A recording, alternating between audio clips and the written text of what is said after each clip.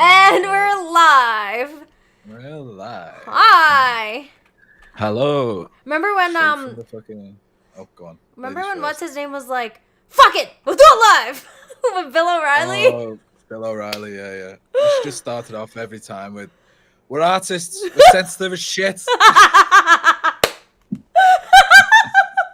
That's so funny. Where did you get that? Is that you? It's from a documentary about Motorhead, and the drummer is getting interviewed, and they're talking about like lyrics and artistry, man, and then he just stops everyone and goes, "We're artists. We're sensitive as shit." Walks off. It's so true. So good.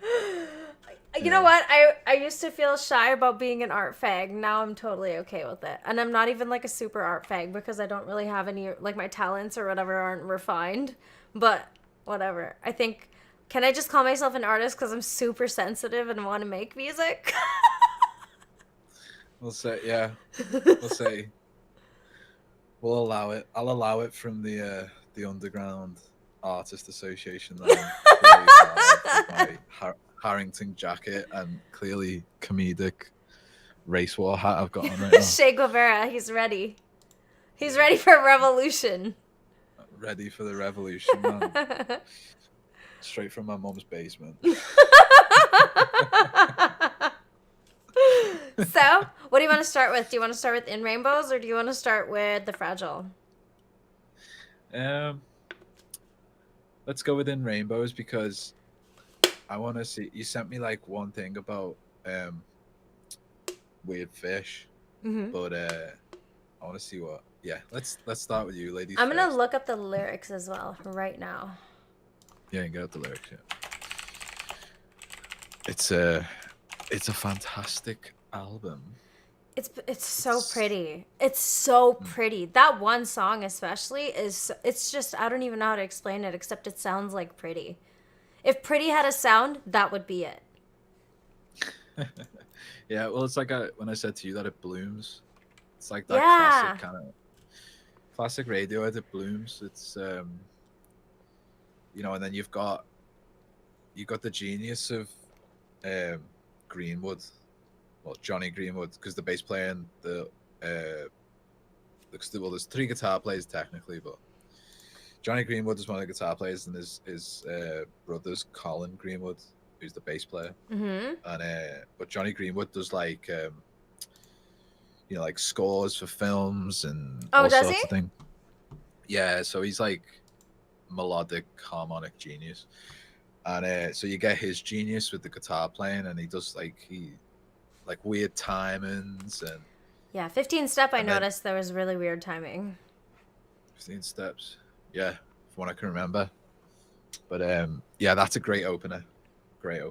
I feel like that song would be like a great opening song to like a scene of a movie where like the camera is panning down and like zooming into the scene, you know? Because it's just the drums at first. And then the guitar starts. And then when he starts singing, he starts like on an off bar. You know what I mean? Yeah, well, I think it's called syncopation. I could be wrong about that, but Radiohead do a lot of that. So there's a really good video explaining it, because there's live footage of Radiohead trying to get into, I think it's Videotape, which is on In Rainbows. The first one, yeah. Yeah, it's on the first disc, yeah. And there's a couple of live performances where Tom York's trying to get into the time and he can't quite get in because it's syncopated. But there's a great video you'll have to see about that. Okay, you'll have to send it to me. Okay, look at these lyrics. In the deepest ocean, the bottom of the sea, your eyes, they turn me. Why should I stay here? Why should I stay? I'd be crazy not to follow where you lead. Your eyes, they turn me. Ah, it's a love song, mate. Yeah, but if read the rest, because it's like a love song of like he's finding a way out of something through that. But at the end, he's talking about like the fish eating his body and stuff. I'm sure. Yeah, he's so weird. Okay, Turn me on to phantoms. I follow to the edge of the earth and fall off. Everybody leaves if they get the chance, and this is my chance.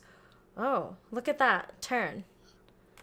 I get eaten by the worms, weird fishes. Get towed by the worms, weird fishes. I'll hit the bottom and escape. Escape. I'll hit the bottom and escape. I didn't realize there were such little lyrics there. He's good at drawing them out. Yeah, because his voice is just, I mean... He has an amazing voice. Really good falsetto.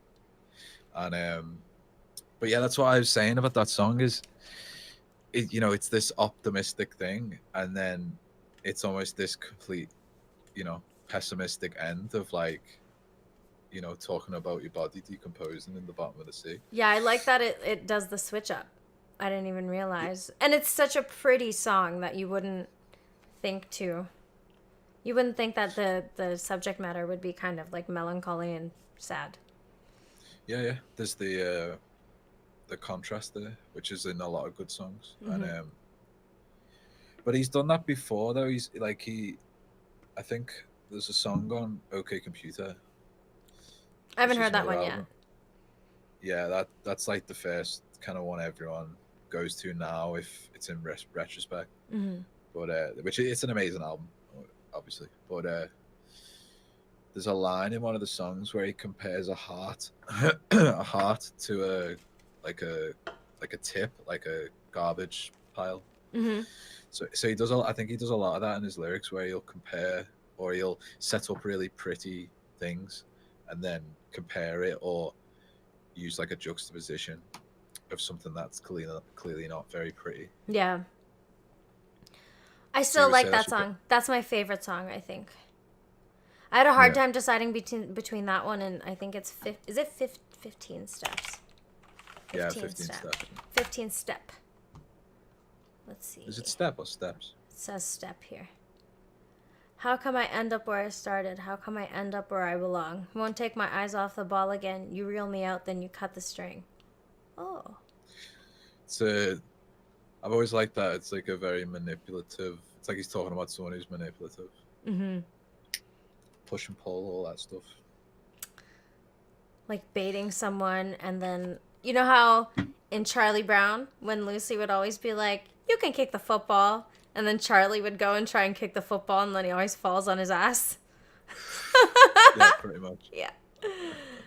So then that repeats. You used to be all right. What happened? Did the cat get your tongue? Did your string come undone? One by one, it comes to us all. It's as soft as your pillow. What are you thinking?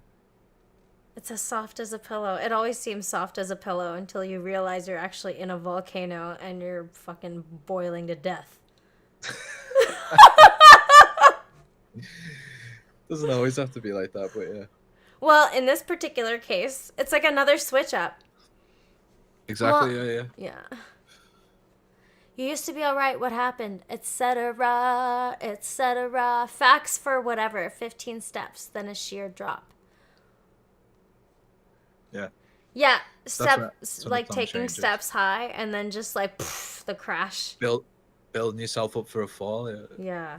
Oh, building yourself up for a fall. See, I'm like, sometimes I look at lyrics and I'm like, I'm retarded. There's something I'm missing, but it's always nice to. How long have you been listening to this? Way longer than me. Oh God, like at least like 6 years, something like that. Because my it's funny actually. My mum turned me on to Radiohead. Oh. Because I was never into them. Yeah. I was never into them because I never really liked Muse. There was something about Muse that I never liked. Mm-hmm. And even though they've got some really good songs, mm-hmm. there was something I never liked about them. And because they both sing in that quite high register, I always associated it with Muse, like quite ignorantly. And but then my mum gave me OK Computer, and gave That's me a book. So cute, Sean. She gave me a book by Patrick Susskind, Perfume, Story of a Murderer. Yeah. And I read that book and listened to the album at the same time. So those two things are like tied up for me. But yeah, I can't really remember my point. But Your mom gave you that album. You thought that they were like Muse, so you didn't listen to the song, or? yeah, but what was the point I mean, I before don't know. that? I can't tell you that. Okay. um, yeah. So maybe it's something about like a computer. I can't remember, but I didn't realize his lyrics were so deep, bro. it's probably something to do with lyrics or something like that. I can't remember. But yeah, um, so are there any other songs that stuck out to you or stood Yeah, out I to you? really love obviously Bangers and Mash. Great song. If I you're mean, my he's almost like bangers, I'll be your mash. yeah, mash your potatoes. Yeah, that's a good song. I mean, he's almost rapping in a way. He's less than singing. It's more about the rhythm of the words in that song. Yeah, I didn't even look at the lyrics. I know he says, "You bit me, you bit me, you bit me." That's why I like it, because he's talking about being bit. I'm standing in the hall. I'm puking on the wall. It's all heading south to the Conger Hall. So is he talking about being drunk? You bit me, you bit me, you bit me, you bit me, and I want more. I think it's a song about a night out. Yeah. Whatever turns you on, whatever gets you up. Chief of police, a vice chancellor. Lord and Lady blah blah, the vicar and the judge. You're all dancing to my little red book. Oh, fucked it up. You're all dancing. What does that mean? You're all dancing to my little red book. I think that's about Mao's Little Red Book. Oh. So yeah, I mean, Tom York is quite a far left because Oh. his dad was like a conservative, so I think he went down that road pretty hard. But like I think we always talk about this, don't we? Like ignoring. It's about the art rather than the artist. You know what I mean? Like there's interviews with him where I'm like, oh, you're such a fucking idiot, Tom. But it's just his voice and his piano playing, songwriting. Oh, he like, plays piano too? Oh yeah, he's like him and Johnny play the keys on the majority of the albums, from what I know. Johnny is who? But, So you know all the names. Why don't you walk me through so I know who you're talking about? So there's Phil, the drummer. Then there's Ed O'Brien, which is the other guitar player. Mm-hmm. Then you've got another guitar player, which is Johnny Greenwood. And then you've got Colin Greenwood, which is the bass player. And then you've got Tom York, which is the main vocalist. And then later on in their career, they have two drummers now and they play live. And I don't know his name, but I know that he's bald, just like the other drummer, who's called Phil. Okay. I guess I only really saw the one song of them performing at Glastonbury, so I never really saw Tom York. The layout. Yeah, I never saw Tom York do anything else but have the guitar. Like someone ran out with a guitar and passed him a guitar. But like when you watch any of Trent's concerts, you see him like he'll be like up at the front singing, then he'll have a guitar, and then he'll run back and he'll be playing piano and doing all that shit. Yeah, I noticed that. I watched that. It's that whole concert that's in black and white. Oh yeah, I didn't see that one. I saw Intention or the Tension tour. I can't remember the name of it, but I watched that, and the majority was him just with the microphone, and like that's what's good about having like a bunch of like musicians who are friends, because you can write a bunch of songs, and you may not be able to sing. Cold and play, Black like, the and guitar part Infinite. at the same That was only 2 years ago. Yeah, that's the one I watched. Yeah. I didn't even know that they were still touring 2 years ago. But Luis J. Gomez was talking about seeing them recently, so my fingers are crossed that they'll still tour once, I guess, this whole COVID thing happens. Yeah, I mean, it's kind of. I think those big stadium acts are going to be the last to come back. Yeah, so is comedy. I think comedy will be back a bit earlier. Because it's smaller? Yeah, and you can distance, I guess. Distance people, you can set up like tables and chairs, keep people far away. But in a gig, like, I mean, maybe like some like jazz stuff where people are kind of just chilling. But if you've got like a gig, like, can you imagine going to a Nine Inch Nails gig and being sat at a table like distance from people? That would be awesome. I feel like that would actually be better. The less people, well, maybe at a big concert with like musicians, you kind of want to be in that energy. But it would also be more intimate if it was a smaller venue and people were spaced apart. And like if it was like a first come first serve thing, there would be way less people and you'd get like a much more intimate experience. Yeah, you could do it more like a Q&A kind of thing. You know, like there would be, I think there would be more conversation between the artist and the audience. You know, a little bit more interaction. Mm-hmm. So yeah, it could have its merits, but I don't know. The majority of gigs I've been to, it's like, you know, you you you end up with like more of other people's sweat on you than your own. You know. Yeah. so, I went to a Kings so of Leon concert. I think that was probably the best concert I'd ever seen because they're very good live. Like the main singer Caleb, he's so fantastic, and like all the other guys were just really good. They're just dirty Southern boys, and they like to drink and party. yeah, I used to be into them quite a bit when I was younger, and there's that song it's just called Rodeo or At the Rodeo, and that was always one of my favorite songs. But King of the man, Rodeo, I think it was. might be King of the Rodeo, something like that. It's definitely something rodeo. That was always one of my favorites. But yeah, Let the good times roll. Let the good times roll. That's the one, right? yeah, yeah, that's the one. That one. Air guitar. Yeah. Yeah. Yeah, I love them. I think that was off of Aha Shake Heartbreak, if I'm not mistaken. That was a really rowdy album. Well, that was when they were relatively like off the radar, weren't they? Because that album with the Sex on Fire. That's the one that put them on the map. That song put them on the map. Nobody knew about. God damn it! Hold on, I gotta look, cause I own all those albums on CD too. Because they were my favorite. So Only by the Night was the one with Sex on Fire. But Because of the Times, which was 2007, that's not the one with Rodeo on it. That totally went under the radar. And then 2005, Aha Shake Heartbreak, that is the one with King of the Rodeo on it. And that was a really, really rowdy album. And then Youth and Young Manhood, which is before that, that's 2003. That was also rowdy. It's like, I don't know how to explain. It's like rowdy, rocky, kind of punky. Well, not punky, but like, I don't know. Like party It's just music. got a lot of energy. Yeah, it's got a lot of energy. Yeah, it's what you would imagine kind of hearing it in like some southern bar with a bunch of people, like just having a good night, drinking. Like it's like if some like kind of country rock and roll bands who were like doing covers wrote an album. It's got that vibe. Mm-hmm.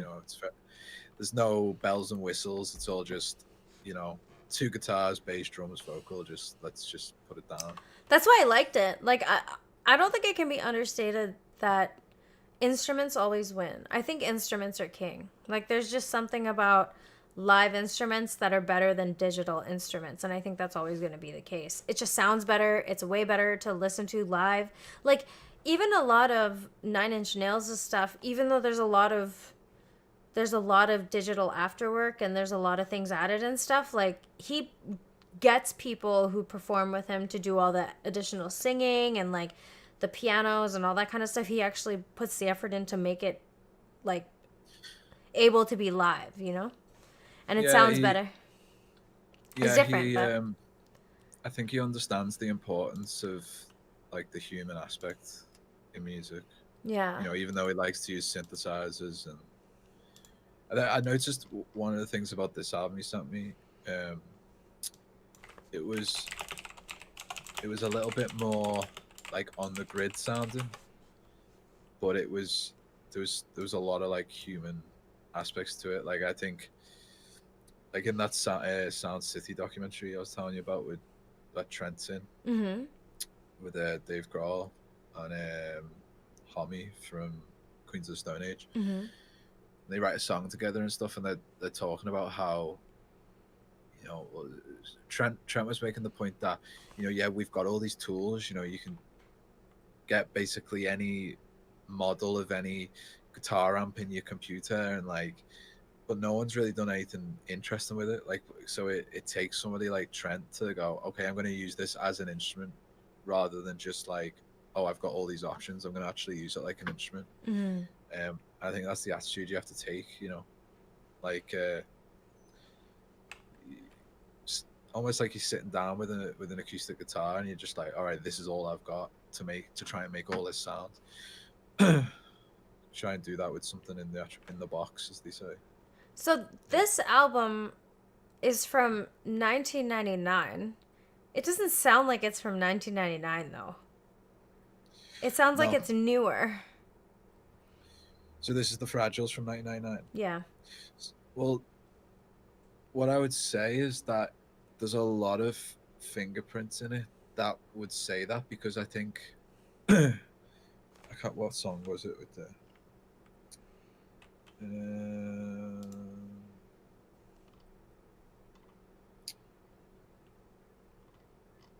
Song was it? Anyway, there was a song that that had like this Aphex Twin kind of glitchy drum beat, and it like Aphex Twin was doing a lot of that stuff in the 90s. Wretched? Was it the Wretched? I don't think it was the Wretched. It might have been, yeah. Because that's got It's like the beat in it is very distorted. It doesn't sound like a drum. The Wretched is the one that has where it's the frail is like almost like an interlude that goes into it. No. I don't think that wasn't it, because that's the one with like the descending guitar riffs in. That was a really good song. But no, the one that had the Aphex Twin thing in. Starfuckers? What was it? Oh, it was Starfuckers. Starfuckers, yeah, that had this real like glitchy beat in. Yeah. And it's like when I was streaming the other day that I was trying to do that kind of like Aphex Twin glitchy drum beat, and like that was really cool. And Starfuckers is the song that is apparently about Courtney Love. Oh, is it? Yeah. Yeah, I wouldn't be surprised, because he's talking about pretty much like sucking off the industry to like get your position. You know, Yep. being an obedient a starfucker. That's the point. I play a game and it's called Insincerity. Starfuckers. Yeah, that's a great song. Yeah, it kind of comes out of nowhere as well. It does. Because it's pretty late on in the album, I think. And what I noticed was, I think after it was that French name, Lemire. Is it Lemire? Yeah, that was like I really liked that song. It was when I heard it, I was like, what the fuck is he doing here? Because I was like this like French woman speaking. I think that's his wife. I'm not sure. He's got a Frenchie, has he? No, she's an Asian woman. You've seen her? No. No, I haven't. I'm not one of these people who's like, I'm gonna Google somebody's wife. Like, I think it's. I didn't Google his wife. I followed her on Instagram. Okay. Okay. She's so pretty. So I was looking for black and white wallpapers for my computer, and like I was just getting artists and concert stills and whatever, because and like Michael Jordan and stuff, because obviously it's just motivating. I like it. And like all these pictures started coming up of like him and this gorgeous Asian woman, and I'm like, who is this lady? And it's his wife. And I told you How to Destroy Angels is a thing. Like, he has a side project with Atticus Ross and his wife, and she has a bomb ass voice, man. She like it's so pretty, very soft and gentle, but yeah. Well, that could be her, because it sounds like it's just a conversation or something. Yeah. And he's sampled it, or he's just put like the conversation under the bed. It's like the bed of the track. Mm-hmm. And I really love the pianos. So pretty.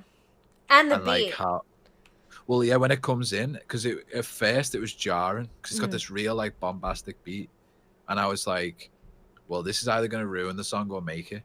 And then it just this track started getting denser and denser and denser. It's like pound things in. And that was another thing I noticed about the album. It's like, it's heavy in the sense of like the riffs are heavy, but it has an actual heavy like feeling to it, because it's just like he piles things in, and it's like, and it's very compressed. It like in terms of like the technical term, but then also like in terms of like the actual feeling of it when you're listening to it. And he's very yeah, textured though. That's the thing that you notice is like as the albums continue, they get more and more textured. Well, there's a lot of texture in a lot of his songs, is what I should say. yeah, he has a lot of like saw basses in, that kind of like crunchy, distorted like bass sounds. Yeah, I think they're called saws, like a zzz, like a buzzsaw. Oh, okay. Like if you go on your DAW and you look at saws, it'll come up with them. But yeah, I noticed that as well. Yeah, there's a lot of texture, but then also like I think, what's the song that has like that slightly out of tune? It's like a slightly out of tune stringed instrument. Even deeper? No. It might be. No. I should have listened to this more. This is the one that I should have listened to more. The Great Below. Might be.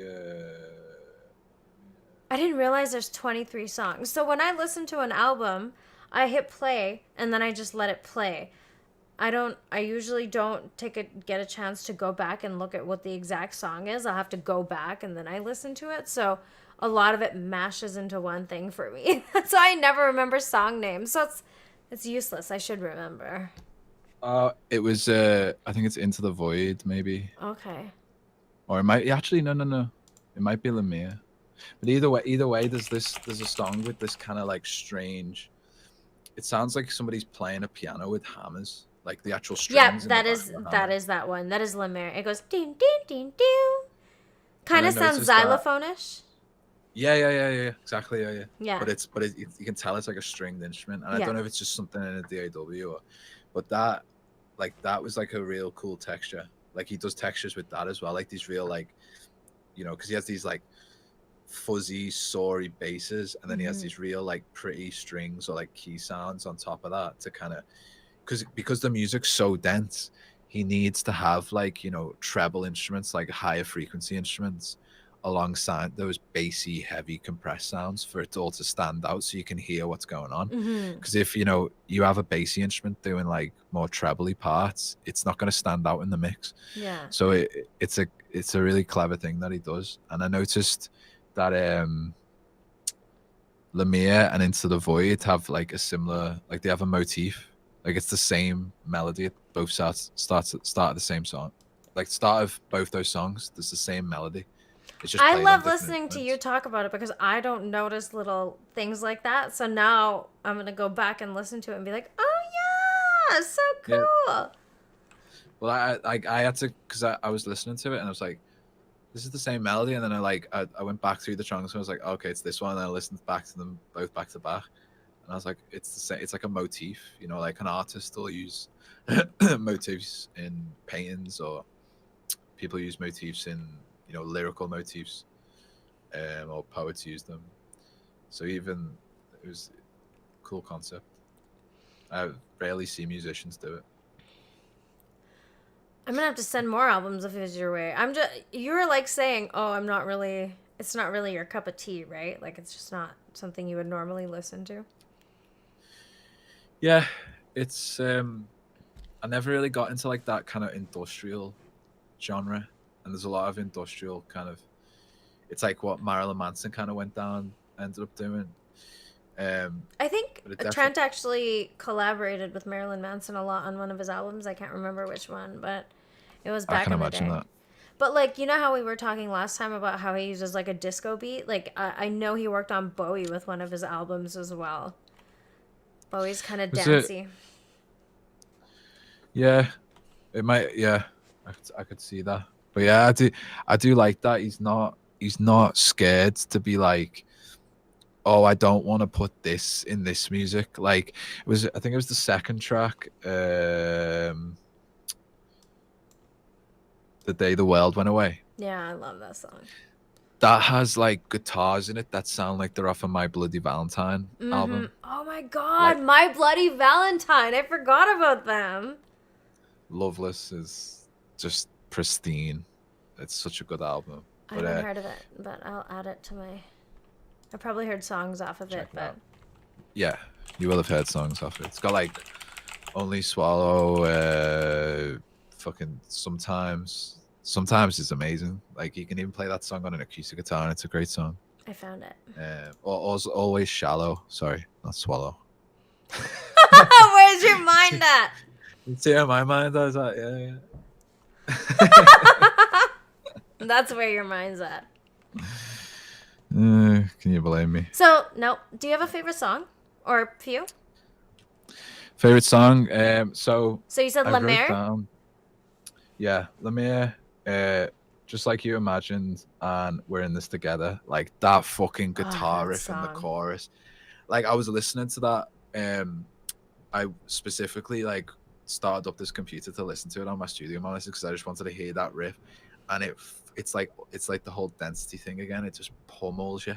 It's just like when you're actually in front of speakers, so fucking good, and the vocals are so powerful. Like, and when he gets up there in that range, it's almost like shouting, but it's not. You know, there's still a lot of control there. It sounded a bit like there's a girl called Brody Dale, I think her name is. Brody She's in a Daly? band called something like the Distillers. Yeah. Yeah, like that punk girl. Like yeah. She like when she does that screaming vocal, like a bit like Courtney Love, kind of like hollering. He sounded a bit like that in that song, and I've always liked that sound. So yeah, that song's my favorite off the entire album, and then Just Like You Imagined and La Mer, yeah, for sure. We're in This Together is such a good fucking song. Like it just you just want to get up and like be like, I'm the queen and you're my king. I don't care. What does he say? Like nothing else means anything. Get the lyrics up. I'm the queen and you're the king. Nothing else means anything. Yeah, hold on. Yeah. I think that's like the last. Is that like the last lyric? It's like the last, because the chorus, it is a chorus, but it changes slightly each time, I think, from what I can remember. But it's like it's a positive message. You and me, You know what we're I mean? in this together now. None of them can stop us now. We will make it through somehow. You and me, if the world should break in two, until the very end of me, until the very end of you. Oh, that's like a good wedding song. That would be my wedding song. If that ever happens. Like, it'll happen, darling. Don't worry. Weddings are for fags. Well, you just want to fucking, what's it called? I just want a real marriage if that happens. I don't care about the party. Well, I care about the party, but I don't care about the whole like ceremony of like, oh my god, I have to get a fake dad to walk me down the aisle.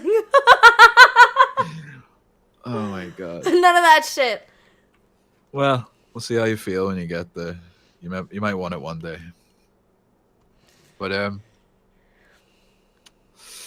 yeah, it's a really good album. I don't think I enjoyed it as much as Hesitation Marks, but there's a lot more there and a lot more variety.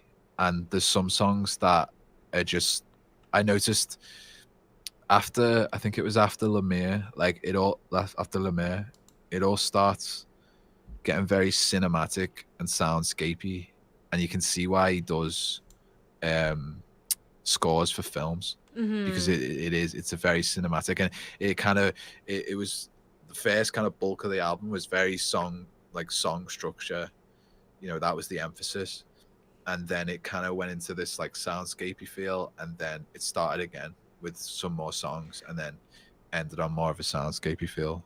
Oh my god, you are talking about this, and I'm looking at the Wikipedia article about it, and it says, looking to depart from the distorted production of their previous record, The Downward Spiral, this album features elements of ambient and electronic music alongside the band's traditional industrial rock sound. Lyrically, the record brings over some of the themes from The Downward Spiral, including depression and drug abuse. The album notably contains more instrumental sections than their previous work, some of which span entire tracks. The Fragile is also one of the band's longest studio releases, clocking in at nearly 1 3/4 hours long. Yeah. Yeah, it So it is a was long meant to album. be a lot more ambient. It sounds more ambient too, right? Like you feel like you're in a place when you listen to it. He's really good at that. Like I was telling you last time, him and Atticus Ross composed the score for the Vietnam docuseries on Netflix, and like he's so good at that unsettling ambient kind of sound, and it just brings you to a place where you feel uncomfortable. Like you're not just watching and seeing how horrific it is, but like the sound makes you feel in your gut kind of like, oh, these sounds are shouldn't be together. Like it's not pleasant, but that's the point, right? So he's good at that. Oh yeah, very good. I mean, there's there's points in the album where it gets so dense or so eerie that it's like it's like the way I would describe it, it's like if there's a car crash and you want to go look at it because you know it's like it sounds like, oh, I want to kind of put this down. It's really dense and heavy, but you know, I want to take my headphones off or whatever.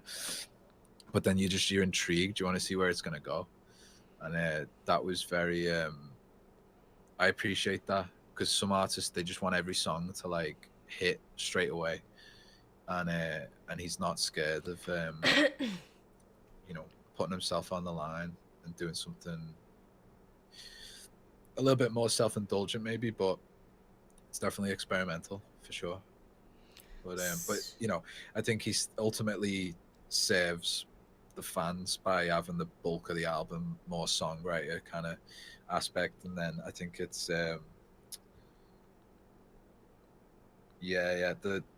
it's Where Is Everyone? That's when it starts to get back into more like songwriting. That's why I wrote down anyway. Where? Uh oh. Why did I do that? I fucked up. Hold on.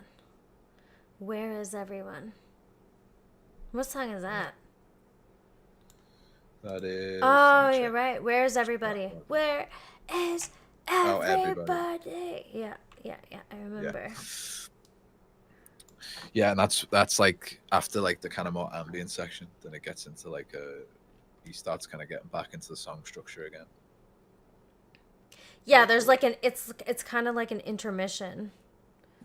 Yeah, it's almost like a respite from all the density and chaos, and then he lets you have a little bit of a break, and then he drags you back in. It's really So cool. so in Starfuckers, so I've started doing this thing now where in order to actually like same with the Radiohead album, I don't listen to everything on full volume anymore because I feel like if I make it loud, it actually mixes a lot of the sounds together and I don't get to hear like a lot of the subtle sounds that are happening.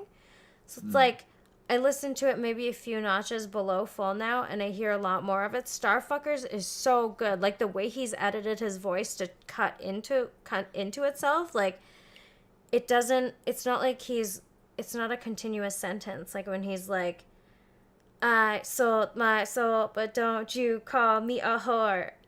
Right? You can tell he like chops in between it and like the words kind of overlap just slightly, but it creates this really fucking cool effect that he does.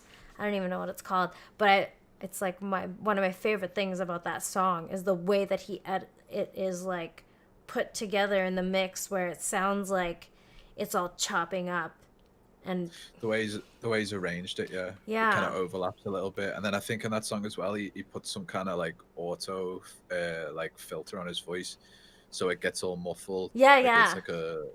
it's like a somebody's rolling across the EQ, Mhm. taking all the low end out of it and then bringing it back. I mean, all the high end out of it and then bringing it back. So that's something I gotta Yeah, learn to do. I don't know in my DAW right now. Like I can create a beat and stuff, but like if there's just like 2 or 3 bars of beats that I want to affect, I don't know how to affect just that chunk. it's You know? called automation. Oh. It's called automation. So So I can do you it to often like have, every 1/16th or like one. yeah, Oh, okay. yeah, or you can do things like that song I recorded, Belly Aches, Mm-hmm.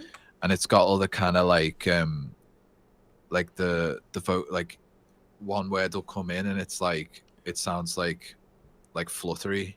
It's like an auto filter. Mm. And then I did one. I put my vocal through beat repeat, um, and I basically played the audio and recorded the I recorded the vocal with beat repeat on it, Mm-hmm. and then recorded that as an individual file, and then put that underneath my vocal, so it has all the little words kind of repeating or going oh and like coming down, and So that's put them together. that effect is in a separate track.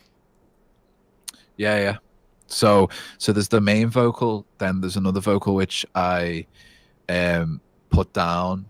I think it was an octave. Mm-hmm. So there's my normal voice, and then there's down an octave. Then there's two vocals.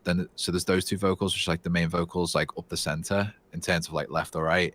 And then on the left, there's the vocal I was just telling you about. And then on the right, there's the one that's like the fluttery kind of, like Billie Eilish, the way it's like, it does that kind of like vocal fry kind of sound.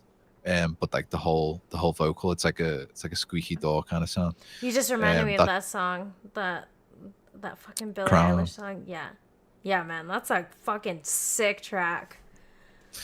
Oh, she's good. Like, her brother produces her music, I think, and he was the one who like pushed her to like do music. And I don't know, man, fuck, like, he's good at what he does. Oh yeah. I've learned a lot from people analyzing his production, and I think she's great at coming up with hooks and lyrics and coming up with her own songs, and then I think he takes it to like another place. Like, what's really cool about their relationship is obviously he's like, I think he's like my age, Mm-hmm. and then she's like what, like she's just turned 18 or like 17 or something. She does not look 18. She looks older. See, I don't know these girls, man. I can't tell their age anymore. Yeah, I think I'm just gonna make a rule, like, if you haven't got wrinkles, I'm staying the fuck away from you. For safety's sake. Yeah, or if you can show me a fucking passport or driver's license. Yeah, so he has all that experience. You know what I mean? Because I think a lot of artists. What's his background? Like, what did he's just always used to play with music or something? Because it just seems like him and her came out of nowhere. And it's just those two, right? Yeah, it's just them two. Obviously, they've got some producers, and they'll have someone who masters their songs, especially since they've probably got some big record deal where there'll be a contract with the production companies and stuff will get involved. But I think from the start, it was just them two, but they're both homeschooled. Okay. So they basically were just allowed to just experiment for years on end. And, I think they're from like a kind of well-off kind of family, and, maybe not like crazy well-off, but like, like upper middle class. Well off enough to like get decent equipment and stuff when they were younger. And they definitely had a lot of advantages, but I mean, you can't. You've got to have some talent there to do what they've done. Yeah. For sure. She's crazy talented, and obviously so is he. Oh yeah. He puts out his own music. I mean, I'm not a fan, but it's obviously well-written pop music, for sure. Yeah, I didn't even know that. So, sorry, go on. We've talked about 9 Inch Nails now. Let's switch back to In Rainbows. What are your favorite songs from In Rainbows, and why? And what's your impression of the album? And tell me stuff about Radiohead, because I don't know anything. Educate me. Well, like we said in the last podcast, this album was put on Bandcamp for pay what you want. And I think they actually ended up making more money from doing that than they had on any of their previous albums. Because people would pay a bunch of money, some people would pay none, but like, because they cut out the middleman, the record company, because I think their contract ran out, so they decided to go this route. And it was kind of, like I was saying last time, it was perfectly in step with the zeitgeist, the feelings of the time. And obviously the internet was blowing up, and that was how music was being shared. But in terms of favorite songs, oh God. It was hard. Again, like, I'm a sucker for things that sound really pretty. And I remember last time you had told me, like, they're very heavy into the guitars, and like that's not the vibe I got off of Kid A. It felt like it was more. It didn't feel like the same as in Rainbows. In Rainbows it was just it felt like you were in Rainbows. It was so pretty. It was just such a beautiful album. Well, I think your observation's right, because I think they were obviously a lot older by then, and I think, you know, you wouldn't expect Radiohead to write a song about like a night out. Yeah. You know what I mean? Like Bangers and Yeah. Mash. And yeah, like they were kind of like more B-sides that they put out later, and then it became like a double album. But like, you know, they were obviously in a better place. I think they felt that they were vindicated in their artistry in terms of being able to go from an album like OK Computer and then go to Kid A, like you say, which is more electronic based and influenced, and they kind of put down the guitars as much as they could. And yeah, so it definitely comes from a more stable, happy, fulfilled way. So fulfilled art in their art, and then also in their lives, like relationships and where they were in life, you know. And they're obviously making a lot of money by then. But favorite songs, probably off the top of my head, like 3. We did 3 last time, didn't we? So All I Need, because the bass line is just beautiful. Nude, is it Nude? Yeah, I think it's Nude. Faust Harp, Yeah, I think is how you pronounce it, which is that it's like a Nick Drake song. It's got these beautiful strings around this guitar, like 2 guitar parts that are harmonizing, and then like it just shows Tom's vocal abilities. You can just really soft, pretty, but he's still got a lot of control, and the lyrics as well are pretty good. So that's probably the 3. But the thing is, there's like I don't know, man. That's fucking hard. Like, let me look at the Body Snatchers though. Body Snatchers is that the second one after 15 Steps. It's got a really cool guitar riff. Yep. House of Cards as well, because that's lyrically like that's like about just like letting go. I just want to look at it now. Yeah, check out the lyrics if you want. But yeah, like House of Cards. It makes me sad that I can't like sometimes just lay down and listen to music, because I'm always moving and I'm around, right? So I have to listen to music while I'm on the go. It's just not the same as like laying in bed in the dark, having all the lights off, just laying down and just listening to music. You don't get the full experience. Like I've done a lot of that with 9 Inch Nails, because there's just been days where I was like, oh my god, like my heart feels broken, or I feel fucking sad, or like I just need something that's gonna cheer me up, and like I fucking love this album, so I'm just gonna lay down now and listen to it. And you're like, I really want to connect with the words, right? And then you notice that everything is kind of connected or disconnected in a way, if it's one of those songs that's like really happy sounding but has really miserable lyrics, or vice versa, you know. But like I can't pick up on the subtleties, or even because some lyrics, especially with Radiohead, like they're kind of difficult to decipher unless you're really listening sometimes. Yeah. For me anyways. If you're not paying attention, it can be difficult. No, I get this song. I don't want to be your friend. I just want to be your lover, no matter how it ends, no Yeah. matter how it starts. Yeah, I know this song. I remember. Yeah, I remember it's those really stuck out to me. I'm like, yeah, I get it. I remember. I get it.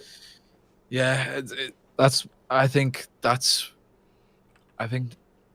maybe I just haven't read enough press about Radiohead, but I think that's one of the things that people underestimate a lot, is how good of a songwriter Tom is. And I think it because he's a big Neil Young fan, and Neil Young.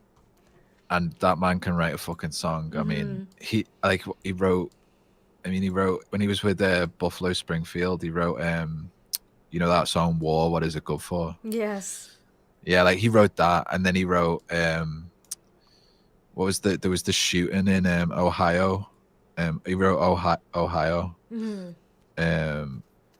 which is about the shooting of the students by the National Guard. I mean, the man wrote like 2 of the greatest protest songs of his generation in like the space of, I don't know, maybe 5 years or something. And then he's got like Old Man, which is about a guy, like when he bought this farm, I think, and this old guy, it was like the prospector, like on the land, and he got to know him quite well. And that song's about his relationship with this old guy, but it's such a descript. Like I was talking to you about trying to be vague but descriptive at the same time with lyrics, and that's what he's really good at, in my opinion, especially on that song, because that song is like, there can be a song about like a relationship between like a father and a son.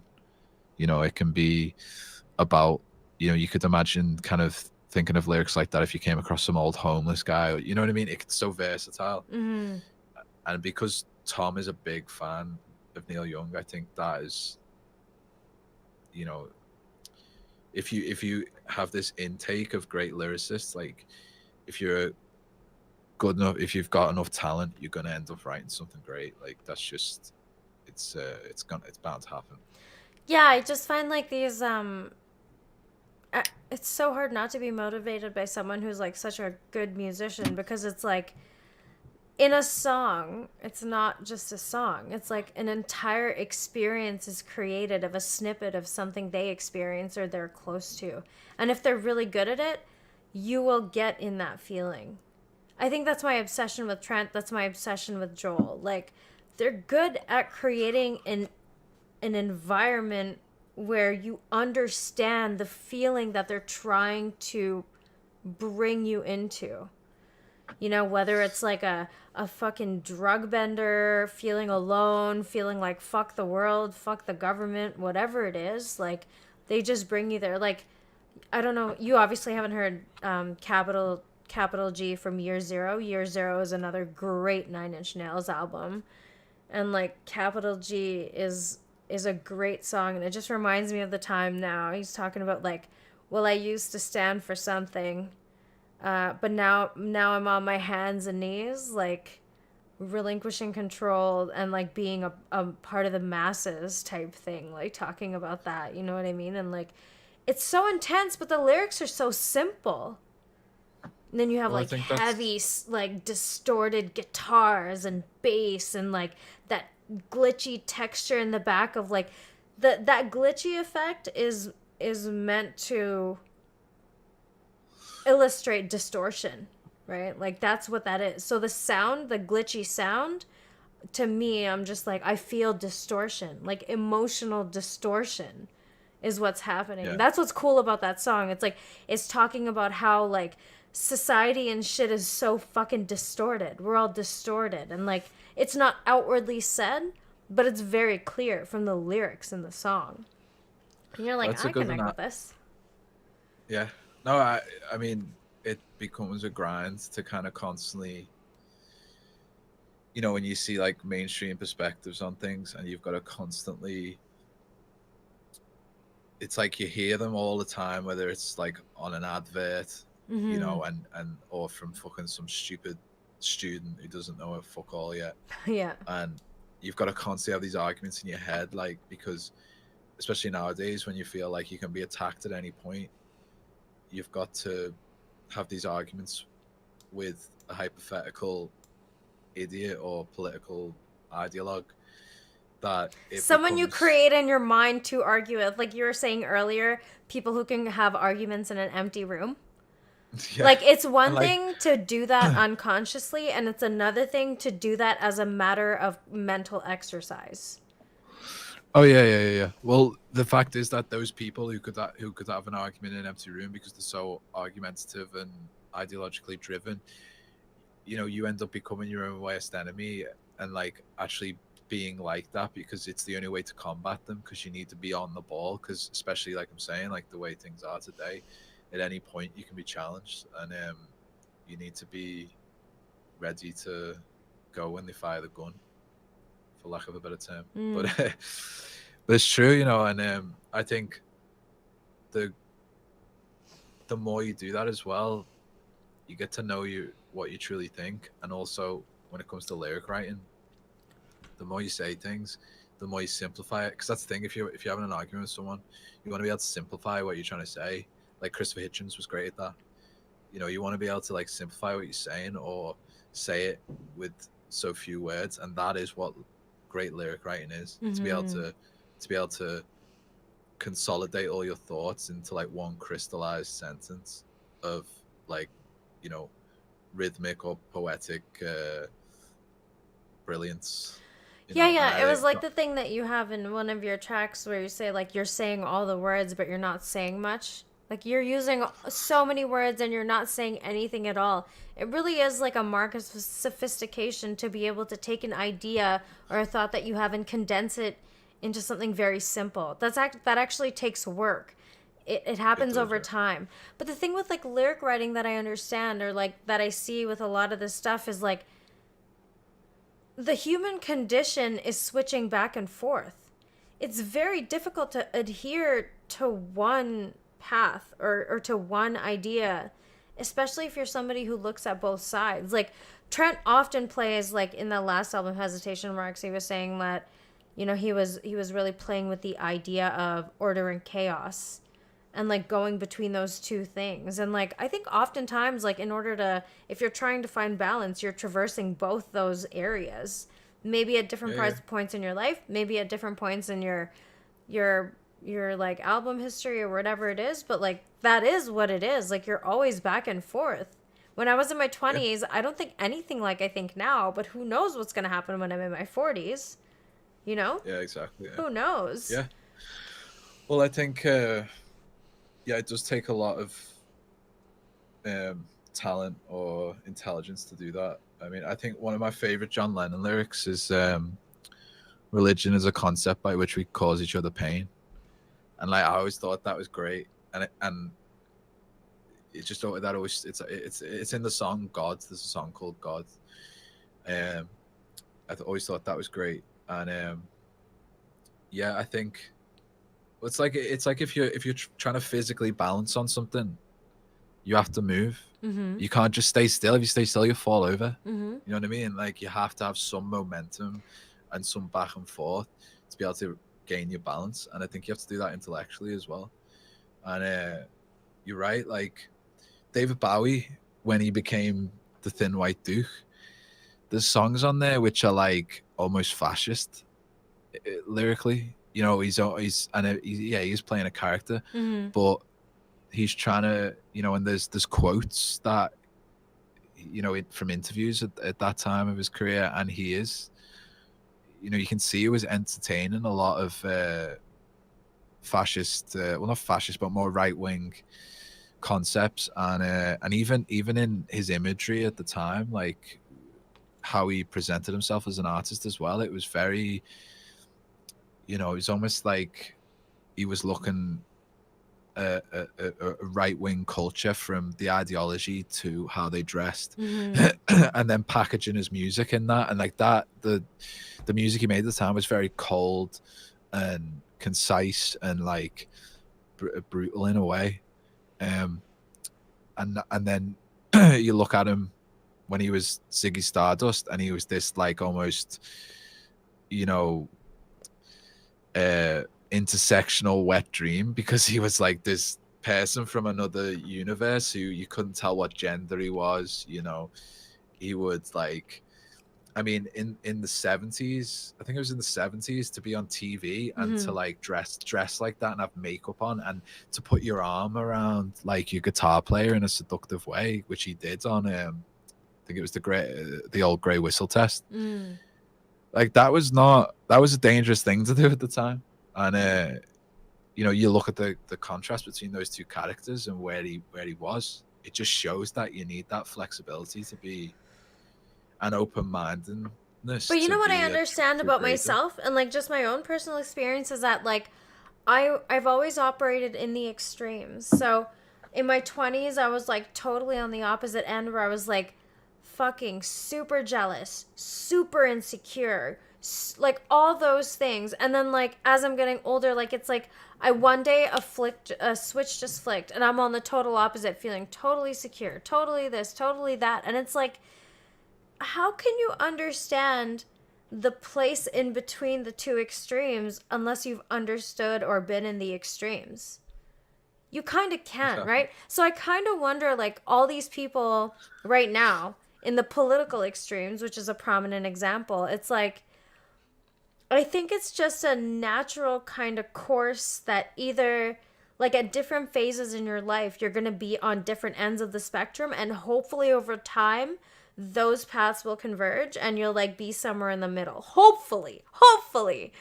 But, like, Yeah. it's really difficult to find or figure out what balance is unless you understand the extremes well, you know? Yeah.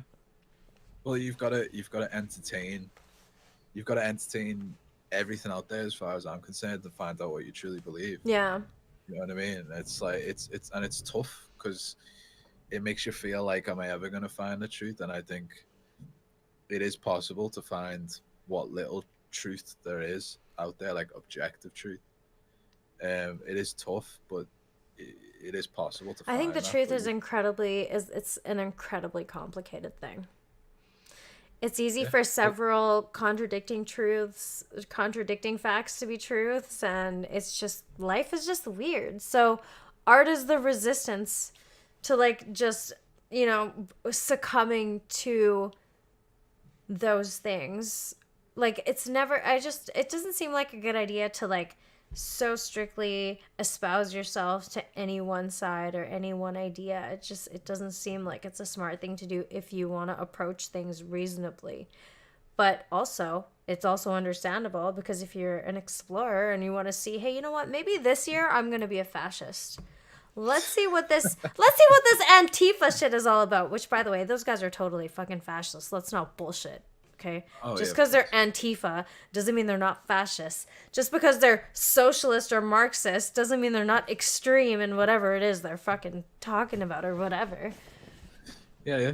Well, it's actually quite smart to call yourself anti-fascist, because then you can literally do Double and be anything, speak, because like if Orwell yeah, said, exactly. right? Yeah, because if anyone goes against you, it's like look at It's a great way to not you hold know yourself accountable for being a dickbag, basically. yeah, yeah. If you have an It's like, agenda and if you want to further it, tell people you are one thing, because perception is reality, and people will take that first impression and run with it. And in the meantime, while they're distracted by what you've told them about your fucking movement, you can go and put piles of bricks outside for people to like break windows and shit. Like, oh, that was crazy. That, I mean, if they find out, I'd love to see if they find out who did that. yeah, no That kidding. was that was crazy. And you seen them, like, black activists, like, don't fucking fall for it. I like that. Hmm. And did you see that clip of there was some anti-fascist guy, like, breaking up concrete to throw, and all these, like, Black Lives Matter guys, like, picked him up and just, like, picked him up and then, like, gave him to the police, Yeah. and, like, he got arrested straight away. So it's good, but, like, there's a lot in the chaos. There is a lot of there's a lot to smile at, I think. Hmm. And I at some point, it's like, I think I've said this before. uh, Everything that should be objective, like politics, science, you know or you should at least strive to be as objective as possible within those subjects. It's become so chaotic, and people are trying to force their own subjectivity into it, Hmm. that the art, which is completely subjective, has now become like, it's become a safe haven for me, Hmm. even though I really appreciate objectivity. And you don't find that in music, or like, if I go to the Tate Modern in Liverpool, like, there might be Jackson Pollock or something like that, and someone looks at that and they just go, it's somebody's just thrown paint in a canvas, but, like, I might enjoy it. Yeah, yeah. So, but there's none of that in politics. There's people who are right and there's people who are wrong. And Hmm. it gets tiresome to constantly figure out who's right, figure out who's wrong, and figure out where you stand. It's exhausting Hmm. sometimes. I think it's just exhausting, period. I think where we are now, it is just exhausting. And we're going to see, I like people who kind of stay out of it. Like it's nice that there's music. Like I appreciate Trent for writing a song about the kind of relationship that he has with the government, where he feels like, I used to stand for something, now I'm on my hands and knees. You know, like that kind Yeah. of thing. Like I understand, like this is just the relationship, so instead what I'm going to do is dip out and I'm just going to focus on resisting through art, right? Art is resistance to all that negative shit. It really is at the end of the day. But I saw a comment under a YouTube video today, which I found very interesting. It was I think it was that Andrew Schultz video I shared with you earlier. Yeah, it was on Instagram, was it? Yeah. Yeah. And someone wrote, I remember when we used to listen to politicians and laugh at comedians. Now we listen to comedians and we laugh at politicians. Yeah, it's so true. That's such It's so true. it's very strange, isn't it? Like Everything's comedians, backwards. yeah, it is so fucking backwards. And like comedians are talking about issues the way the news kind of should, obviously with less of the hey Hollywood actors, shut the fuck up. Like hey celebrities, isn't it kind of sad that these people are just clamoring, like they're so fucking narcissistic. They are not the center of attention since this whole COVID thing has happened. Like everybody but them needs the attention, but they're like doing these fucking scripted videos of like, I hold myself responsible. Yeah. Well, what's so funny about it is, in their mind, they think, well, I'm just an actor or I'm just a musician and I can't offer anything, or well, not that I can't. They think I've got to do something, and I'm not a healthcare worker, so I can't do anything concrete. So I've got to do something, and they think like it's virtuous, but in reality, it just shows how fucking useless they are. But it's so performative, and that's what their life is, right? Your Yeah. life is fucking performative. It was so funny how Andrew Schultz was like, "You're not gonna allow stereotypes around you, bitch. You play a sassy gay in every fucking thing that you do. Stereotypes paid for your house in the hills, and like just having that hypocrisy pointed out is like you just appreciate it. You can't not appreciate it because it's like." Yes, thank you. The people, the masses, whether you like it or not, set the trends. It's not the other way around. Yeah. When the masses like something, that's what's being reported on, and that's what the actors and whatever are afterwards getting in on later. Because they're not paying attention to that shit. They don't fucking care. Why would they? Okay. And you know, they may play, you know, some revolutionary thinker, or you know, they may play a movie where it's about some political thing or some, you know, some subculture that changed things, whether it's music or politics, and it's almost like they need to wait for the masses to create costumes for them to wear in movies. That's so fantastic. And then they lecture us about what costumes to wear, not in terms of the whole hot, like what Halloween, ideological racist costumes stuff. to wear. Exactly, that's what I mean. Yeah. So they're disgusting, man. It's like, I think that's the other. People always talk about But fame actors- ruining people's lives, but that's the disgusting thing. Actors I don't are like the about them. costumes of ugly people who have a message, right? Like Andrew was saying, like That's what he said. you got ugly people to write your lines, or ugly people write their lines for you, and you do what ugly people tell you to do. And he's like, unfortunately, you did it again. Like, you can't even fucking sit in front of a camera and talk about why racism is bad. You need someone to write lines for you to fucking be like, see here's the woman's eyes. Yeah. That shit is so wild. So thank goodness for music, because I can't remember who was saying this. I think it was Dan Soder. He's like, I was talking to a woman once at a party, and she's like, I don't listen to music. And he's like, are you a fucking psychopath? Like, what the fuck is wrong with you? Like, Sam Harris said that too. He's like, I've just never gotten into music. But he has tinnitus, so that's kind of understandable. He probably can't enjoy music in the same way. If you have some sort of fucking ringing in your ear, I can't imagine it's fun to throw on headphones and listen to music.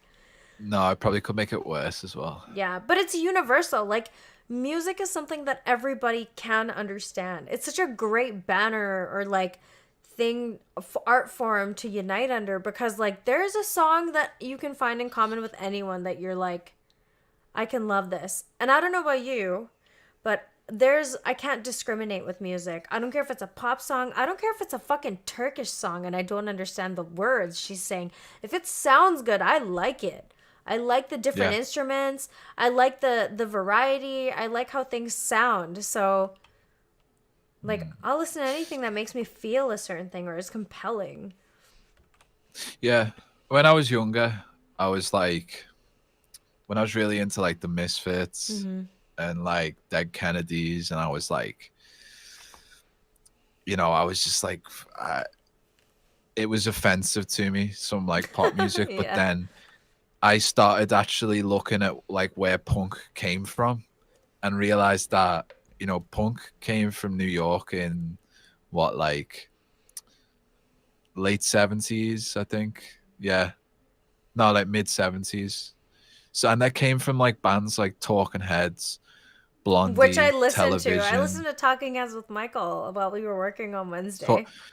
Talking Heads are like, David Byrne is my fucking hero. Like my dad showed me Talking Heads. Like he gave me Stop Making Sense, which is the live album. Yeah, that's what we listened to. Is that the one you listened to? Yeah.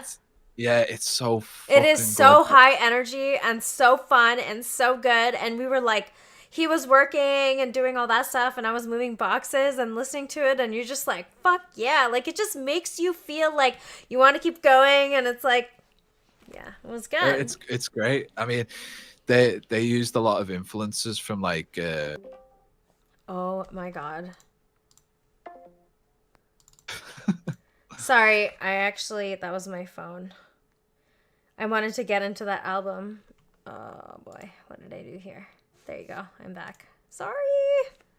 We're back. That's okay. Are we still live? Yes. Okay.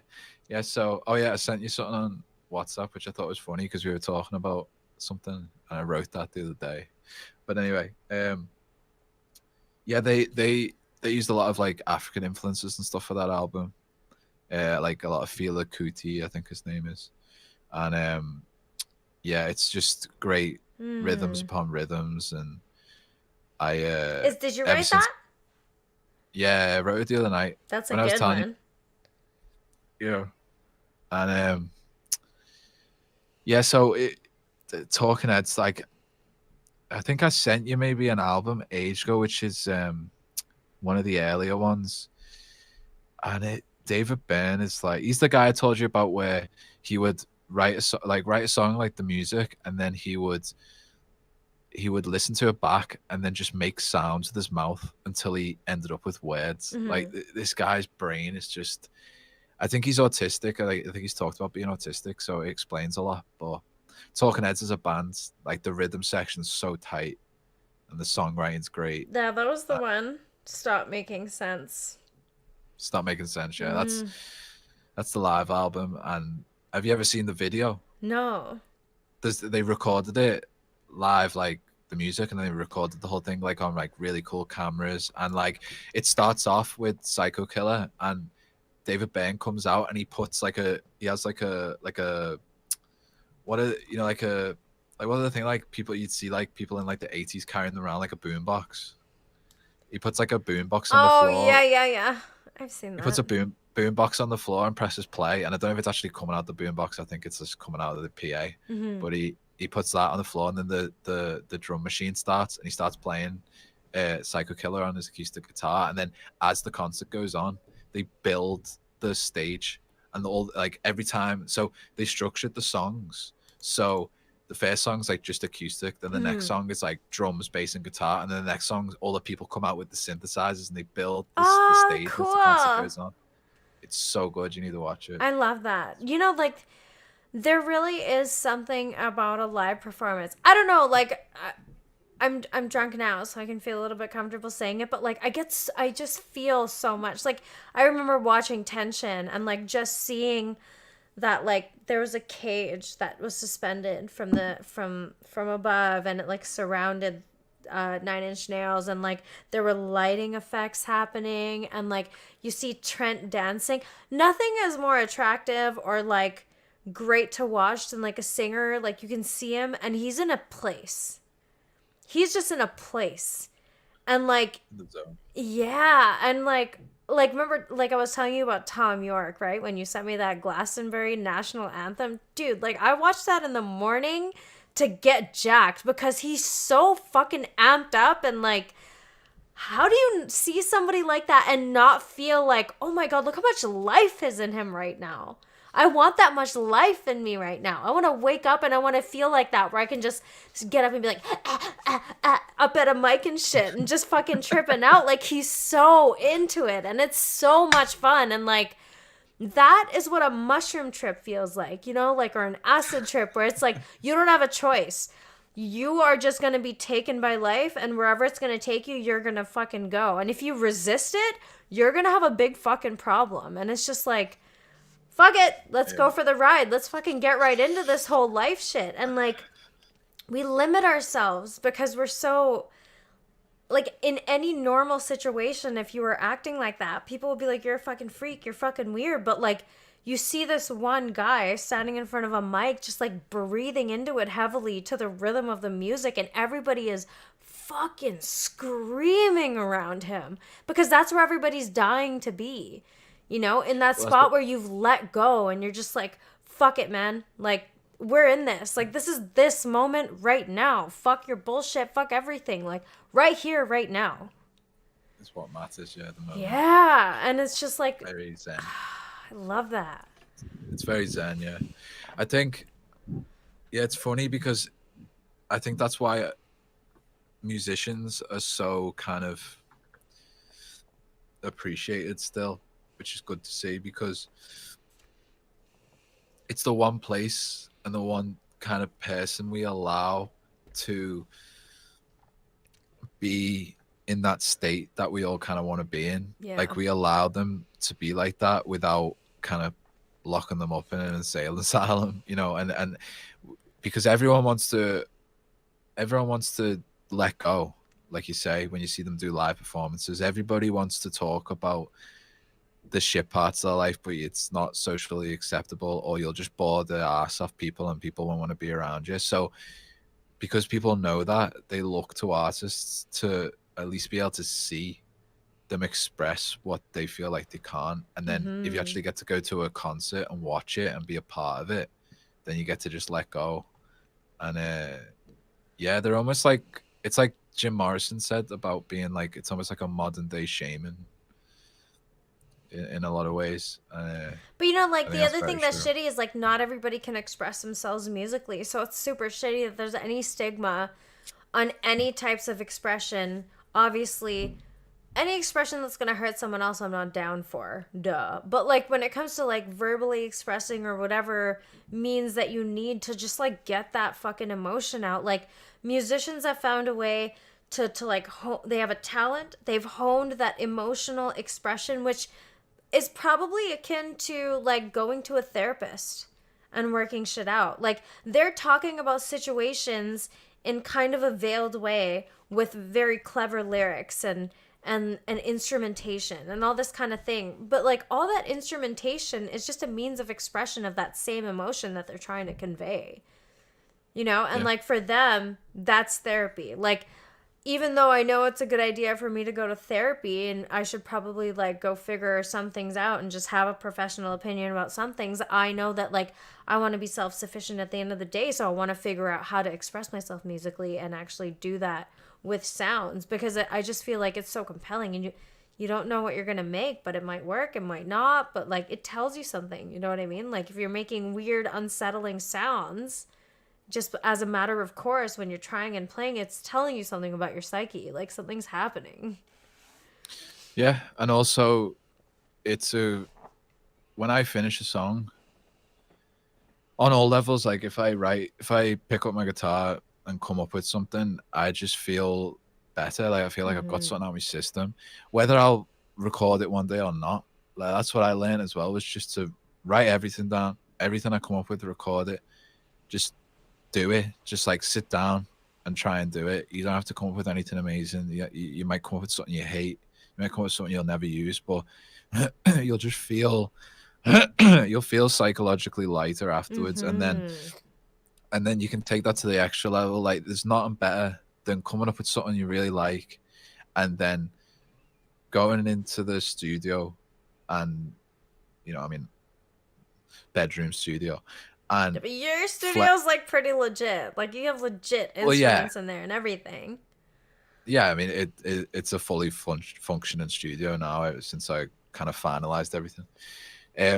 But yeah, so taking that idea, which is basically like a sketch on a piece of paper, like it's just guitar and a melody, and then figuring out a drum part, putting bass down, putting other guitar things down, and then doing the best like vocal take you can do, and then hearing it all as one. It's like it kind of, it's like making a movie. You like feeling. made a movie. You made a scene of like a thing that you're trying to capture, and it's just like, it's so fucking cool. Like, that's why I'm so obsessed with these guys, like the Trance, the Joels, is because like every single instrument you hear, that's them. Like the live portions, like he gets people in after. And yeah, he's collaborated, like Atticus Ross is someone that he does a lot of his composing with Atticus Ross now, but Atticus Ross is someone who kind of came in later. Nine Inch Nails was just him. Just him, a bunch of fucking synthesizers and MIDI keyboards, and like rooms just full of knobs and dials, and you're like, this is fucking crazy, man. Like, I don't know how people think, or people get so high on their shit and they're like, oh, I made a YouTube comment, I'm fucking awesome. I'm like, bro, you ain't shit. Like, these people are literally like spending days and days and months, like creating all these new sounds and all these environments to like bring this experience to you. And like, I wish there was more video of like Trent's process, when he's like actually in the studio. But I imagine like a lot of the times he's like making music. Remember, he was saying like, there was a point where I had to be at a point where I was like, I'm gonna punch a wall or I'm gonna make music. And if I wasn't in the mood to punch a wall, like it just wasn't gonna happen, because it was coming from a place of anger. And then he kind of learned to hone that and take care of it. And then he's like learning to create, and it's like a happy thing he's doing. You know what I mean? Like, whereas Joel's on Twitch. Like, you can watch him program his cube and stuff, and that shit is fucking crazy all on its own. Yeah, well, I think it's because it's such a spontaneous. It's like trying to catch a wild animal on film in the wild. You know what I mean? Especially for some artists, like, depending on how they do it. And that's why streaming is kind of the perfect format to do it, because you just put it on and like just let it go and try to forget it's there and come up with things. And also with the way that Joel makes music, it's more immediate because it's in the box and it's with synthesizers.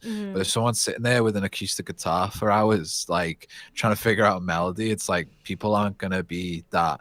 I mean, unless they're really invested in the artist and they already have like a big following, like, yeah, they'd probably watch that. Yeah. But with Trent, like if his was so spontaneous, like he needed to be like that angry and stuff, like you don't want people to see that. And also you're not going to go, oh, let me set this camera up and then get angry. Like, that's not true. Gonna happen, is it? Because then it's contrived, right? Like when you're in the moment and you're doing shit, you're just going to do shit. It's interesting to get to see Joel play with the cube and stuff, but like, sometimes he'll do his live DJ sets online and stuff and whatever, and that is cool to see. But again, it probably really is like a mood strikes kind of thing. I can't imagine it not being, because even I find, oh shit, I got this tune in my head, but it's always at fucking the most inconvenient times. Like, I'm at work, my day is starting, I have a lot of energy now, and I'm like, this is the time that I wish I was at the fucking computer, because this is my most creative time. Like, I have a window during the day, or 2 or 3 of them, where I'm like coming up with ideas. My brain's like consciousness is there, and ideas are emerging, and I don't have access to my fucking computer, and I can't just run to my phone and hum every melody that I think of, because remember I was telling you I wrote these lyrics down the other day and I had this whole idea for this song and I fucked up and I just did not get the chance to record the melody that I was thinking for the way the lyrics were oriented. It was melody first, the lyrics came after. I made it work in my head and I just didn't record it. And that's like an entire song or a project lost because like I could have built on it. If I had that initial spark recorded, I could have built on it. But I can't now because I fucked it up and I'm busy working, being a wage slave, fucking in this commie society over here, and I have to work. No, I'm just kidding, obviously. But you Commie know, society. it's not.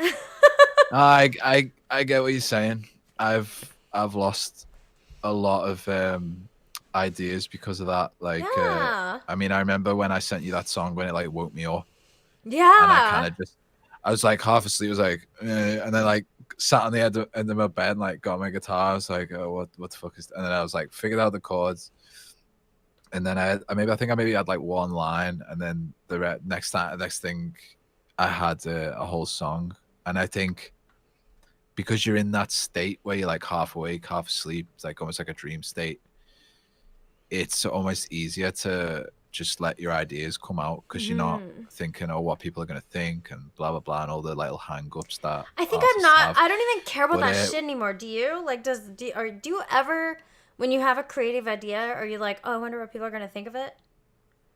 That like does not pop into my head. I could not fucking care less because I don't control what's popping out of my head. I'm a mere witness, right?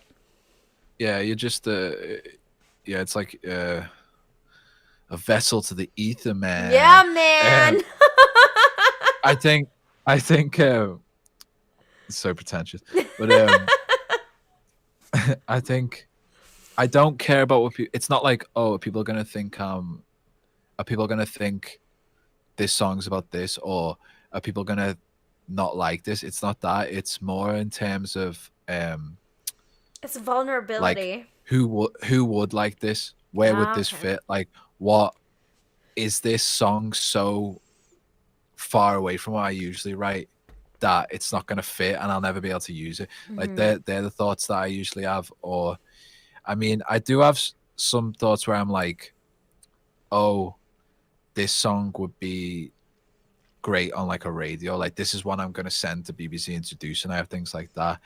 And but no, like I wouldn't put my, you know, like I'm comfortable with my abilities, but I know that I'm not the best singer, and it's hard for me to put it out there.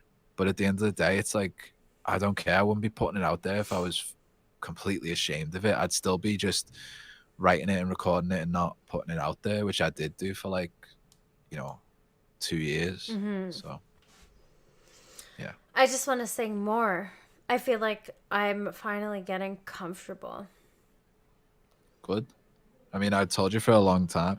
I mean, I think I remember the first time I heard you sing, it was some video on Instagram or something. You were on like a boat or like some ferry or something, and you were just chilling singing, and I was like, what the fuck is that you sing? I think I commented like, is that you singing? You're like, yeah. And I was like, what the you've got a voice, you need to fucking use it.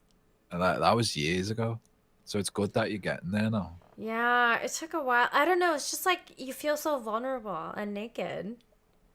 Yeah. But now I'm like, yo, I have all these vocal samples I want to throw into fucking Fruity Loops and like throw effects on and like make actual songs out of. Like, dude, what am I doing? Like, I have a killer voice. Like, I've known this, but I'm just always very shy about it. And like, it makes me nervous and I don't know what it is. Like, it's so weird. When I went to private school, there used to be kirtan, which is what they do at the temple, like Sikh temples.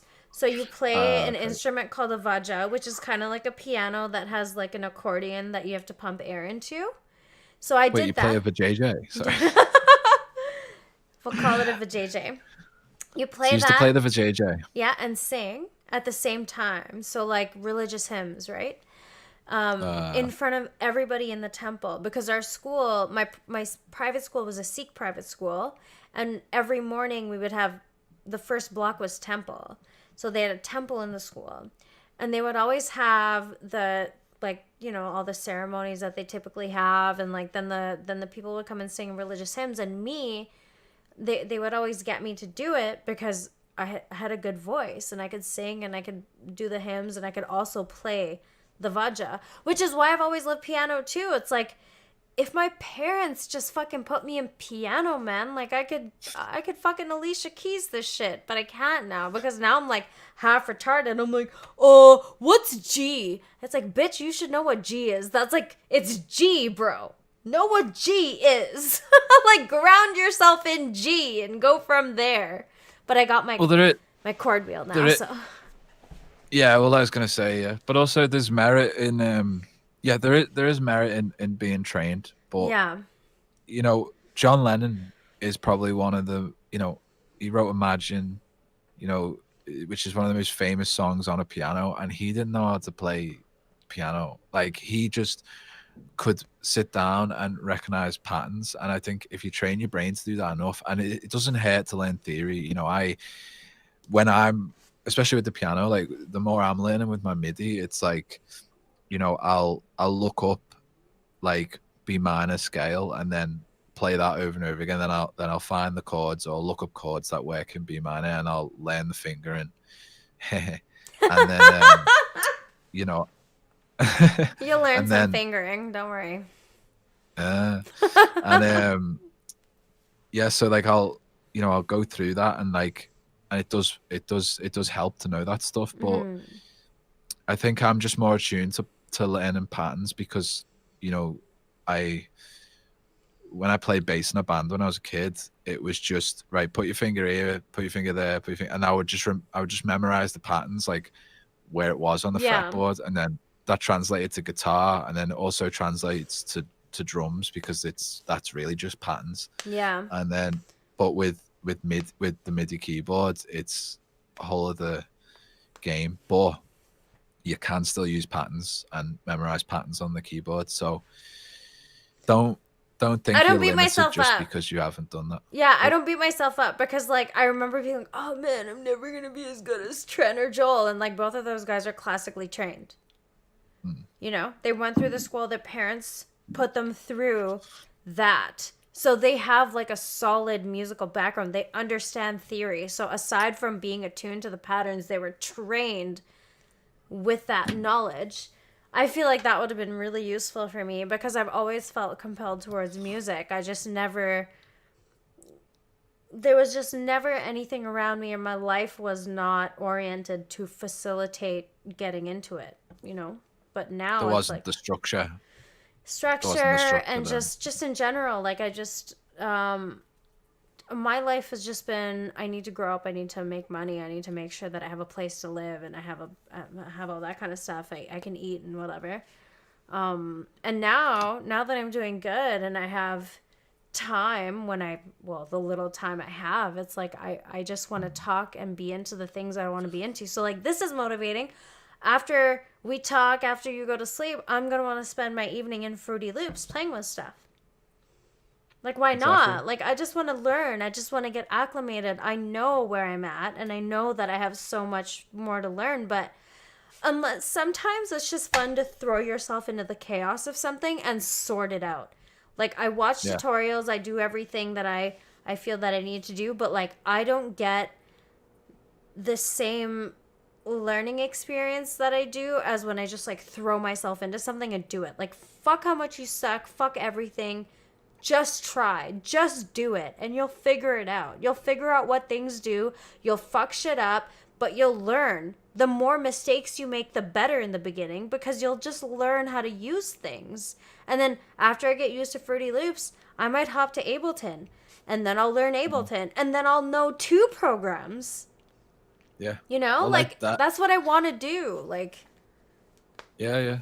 Well, I mean, like, because I'm still learning with Ableton at the moment, and it's because I already know, because the program that I recorded the last album in was Mixcraft, which I still use quite a lot because that's what I learned on, and it's basically just real bare bones. It's more for recording like acoustic instruments. You know, it's like mic, micing up like drums or acoustic guitars or guitar cabinets. You know, and I've learned to use that and Ableton simultaneously. So I'll come up with things in Ableton, and then I'll record the MIDI track and then bounce that out and put it in Mixcraft and then mix in Mixcraft. So I'm more using Ableton as like an instrument and then taking the tracks and then mixing them in Mixcraft. So, you know, there's always going to be advantages to learning to use different musical tools. And I think just try learn what theory you need to at the time, and it'll build up to the point in which, you know, you have enough language. It's like, put it this way, it's like musical slang. Yeah. You know what I mean? You don't need to speak proper English. You just need a bit of slang, you know what I mean? Yeah, I'm trying to find right now for you that guy that I told you about who, like, he pretty much now, like, DJs in his living room. He's so fucking talented, dude. Like, Glasses. Yeah. Do you remember his name? I can't remember his name. I think he's friends Mark with Anthony Rebier. Fantano. Mark Rebier. Let's have a look. Oh man, he's so fucking rad. That would be so fun to do. I just want to like hang out here in HQ. I want to get a MIDI keyboard, like a better MIDI keyboard, because this one's cool and stuff, and it's good for beginner. Like the MPK Mini that I have, it's good for beginner stuff. And like, I need to like learn how to program a few things, like some of the knobs and the dials or whatever. But dude, this guy just like hangs out in his living room in his boxers. And I think I know who you're talking about. Yeah, and he's like in a robe, and he's making such sick music. Like, I don't even fucking care. And like his personality is eccentric, and he's just dancing, and he's again in the zone, and it's so fun to be a part of, like just to watch. Even you're like, yo, you're like so talented, and you're just like so fun. Like all the vibes are good. You know what I mean? And it's fun to have fun with someone who's having fun doing what they're doing. Exactly, yeah. You feel like, well, it's like we were saying about the concerts, you know? You can kind of, you see somebody letting go and you get that same feeling, even if you are just like sitting watching on your phone, or, you know, because that's what it is like with a lot of performances now. You know, I would think that a lot of people, there's still a shitload of people still go to gigs, but I would say that a lot of people probably watch more live concerts on the internet than they go to within the year. I don't even care about like personally, like I don't care if I have concerts, but I want to, like, I love the idea of creating that experience of synesthesia. Like if I have keyboards around me, I want lights, and I want my lights to be moving with my music, and I want to be moving, like I want all those things integrated into one experience, which I learned like Trent was like a pioneer in this area, where it was like a 9 Inch Nails show, and then there's all these fucking crazy light panels, and all these light panels are integrated with the music, and everything is working in this, there's this crazy synchronicity that's so fucking insane. Like, you know those moments where you feel like everything is working out right now? That's what those light shows are. They're fucking so cool. It's math. It's formulas. So it's just like a matter of figuring out what your formula is. I just want to have my own little light show in my house. Go for it. Yeah, man. That's what I want. Like, it's so fun. Like this thing, it's not plugged in now, but you know, the lights where you're touching. Well, like there's a mode on that which it's music, so it picks up the vibration, so it'll go like that to the vibration, and especially if I've got my speakers on, because it's right next to the speaker, and it'll like every time the bass drum's hitting, it turns on. Yeah, I have one in my room. I should actually bring that out here. That's a really great idea, to just put it like, to move all these stuffed animals of a child that I have here and just put like all my cool lights here and shit. Yeah, exactly. Yeah, but like, see, it's just a start in it. You know what I mean? You can look at what else is out there. I want to build. Like, I was talking to, remember we were talking to, like, about the Kill Tony Discord guys, and I was saying to Siouxsie, who's he's a big sweetheart. He lives in Switzerland, but he's a German. And I was like, oh my God, he sent me this link to this M Audio MIDI keyboard. It's so fucking sick. It's like a $2,000 MIDI keyboard. And I'm like, you know what? Fuck this shit. I'm gonna go buy an M audio keyboard. I'm gonna go buy this. I'm gonna go buy this. Like, I'm gonna buy this mixer. I'm gonna buy that shit. And he's like, oh yeah, you need a little bit, you need a storage unit, but go buy a warehouse because that makes sense. Just fill it up with shit. And I'm like, he's right. I'm just getting really fucking hype and excited. Like, I really think that the hobby that I want to invest in is this, is music, is I want to start with the little stuff, and then eventually I'm going to buy Fruity Loops. I'm going to spend the $1,000 on the program. I'm going to spend the fucking $2,000 on the MIDI keyboard. I'm going to do that because that's where I want to get. Even for fun. Like, I don't fucking care if I'm some crazy international DJ. I just want to do something that fulfills my soul, you know? Exactly. I mean, I think that, I think I've said this to you before. I view money as an investment in yourself. So, you know, I've spent maybe around, oh God, like it's probably getting up there, especially after I buy this new amplifier setup and stuff. You already bought it. It's on its way.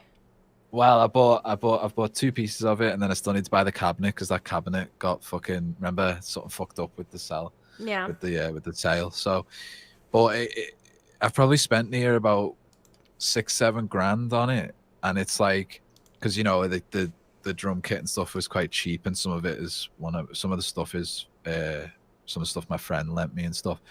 But in terms of like the hardware and stuff, yeah, it's like getting up to like $7 grand, and that's only like over the space of like 4 years. So you do end up. I'm so like. I'm jealous of you. You know why? Because you can like play all your fucking instruments. I really, really, really, of all the things that my parents did to me, the thing I really, really am pissed off the most about is that they didn't put me in music. I'm so upset about that. Like, I remember when I was young, my mom talked to me about piano. And I remember being like, fuck yeah, I want to learn. Like, I'm like 8, 9 years old. This is like the perfect time to throw me into that. But then it was like, oh, it's too expensive. We got to build the house. We have a baby coming, blah, blah, blah. And I was like, all right, fine. Whatever, I guess.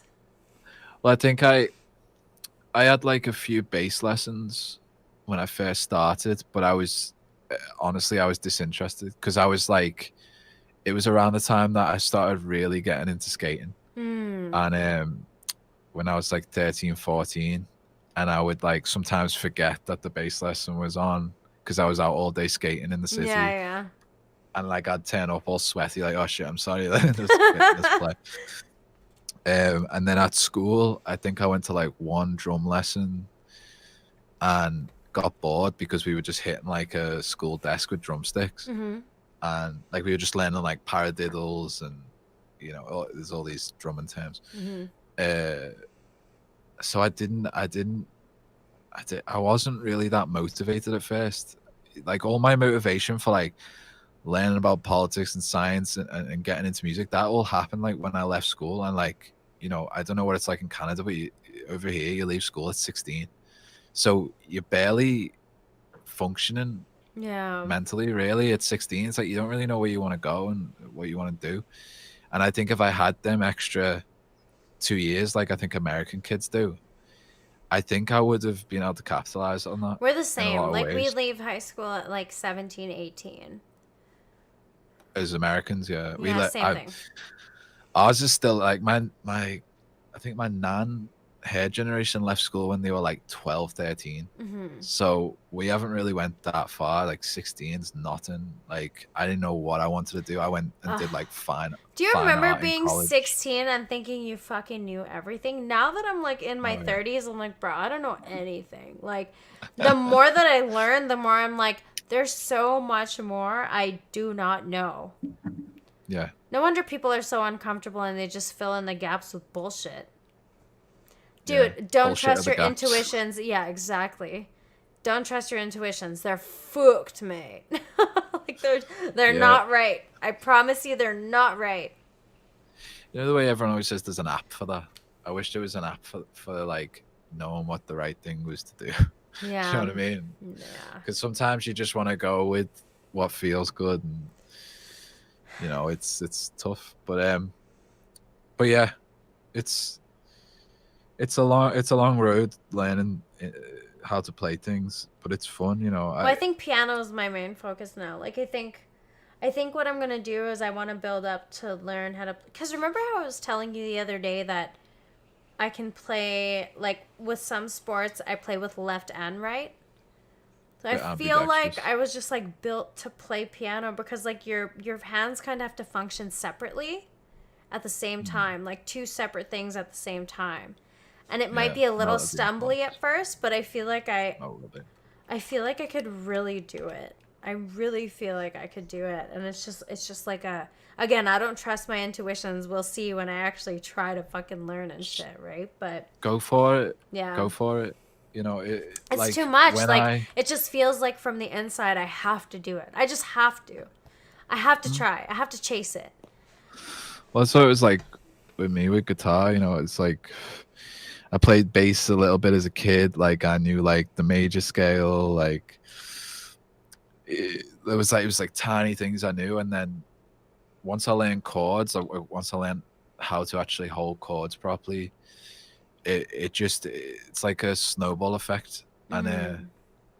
and I was a bit stumbly at first, and there was a lot of frustration, and but the more you build on it, skill on top of skills on top of skill, just the more free you get, and like the more creative you get. I mean, Mm-hmm. and I think I always had the right attitude. Like I did, like I was always obsessed. Well, I didn't realize that I was obsessed with open tunings. I always just liked the sound of it on albums, and then I think you were listening to uh, Physical Graffiti. Yes. Was it? Yeah, I think you were listening to Zeppelin the other day. There's a song on that. I think it's called the Rain Song. I think it's on Physical Graffiti. I could be wrong about that. But That's anyway, Michael, that was man. Michael likes old white man music. We also listened to Rush that day. oh Rush. Yeah. Fuck me.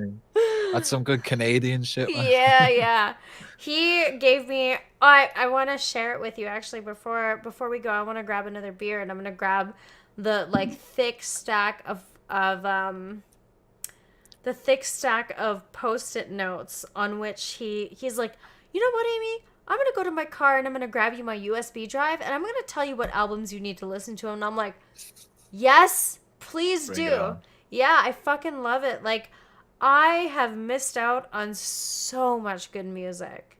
So it's so good to have people who are like into the 80s, the 70s, the 90s, even the 60s, you know? Like that Zeppelin album, Physical Graffiti, like I remember I was like, "Michael, I'm about to play some music. Do you have any requests? Like you can pick the album." And he was like, "Well, I don't know. Like I don't know if you're going to like what I like." I'm like, "That's not how this works, dude. Just tell me." He's like, "Honestly, I've really been listening to a lot of Led Zeppelin and like old classic rock." I'm like, "Let's do this." So he threw on Physical Graffiti and just like moved shit. And I'm like, "Dude, this album is fucking great." Like, Oh yeah. but I would never know or think to listen to a Led Zeppelin album. Like, I know who Led Zeppelin is, but like you know, unless somebody's like, "Oh, this album like really fucking, oh, it just fuck, I feel it, man." Like I'm like, "Yo, hook me up." Like I want to share these feels.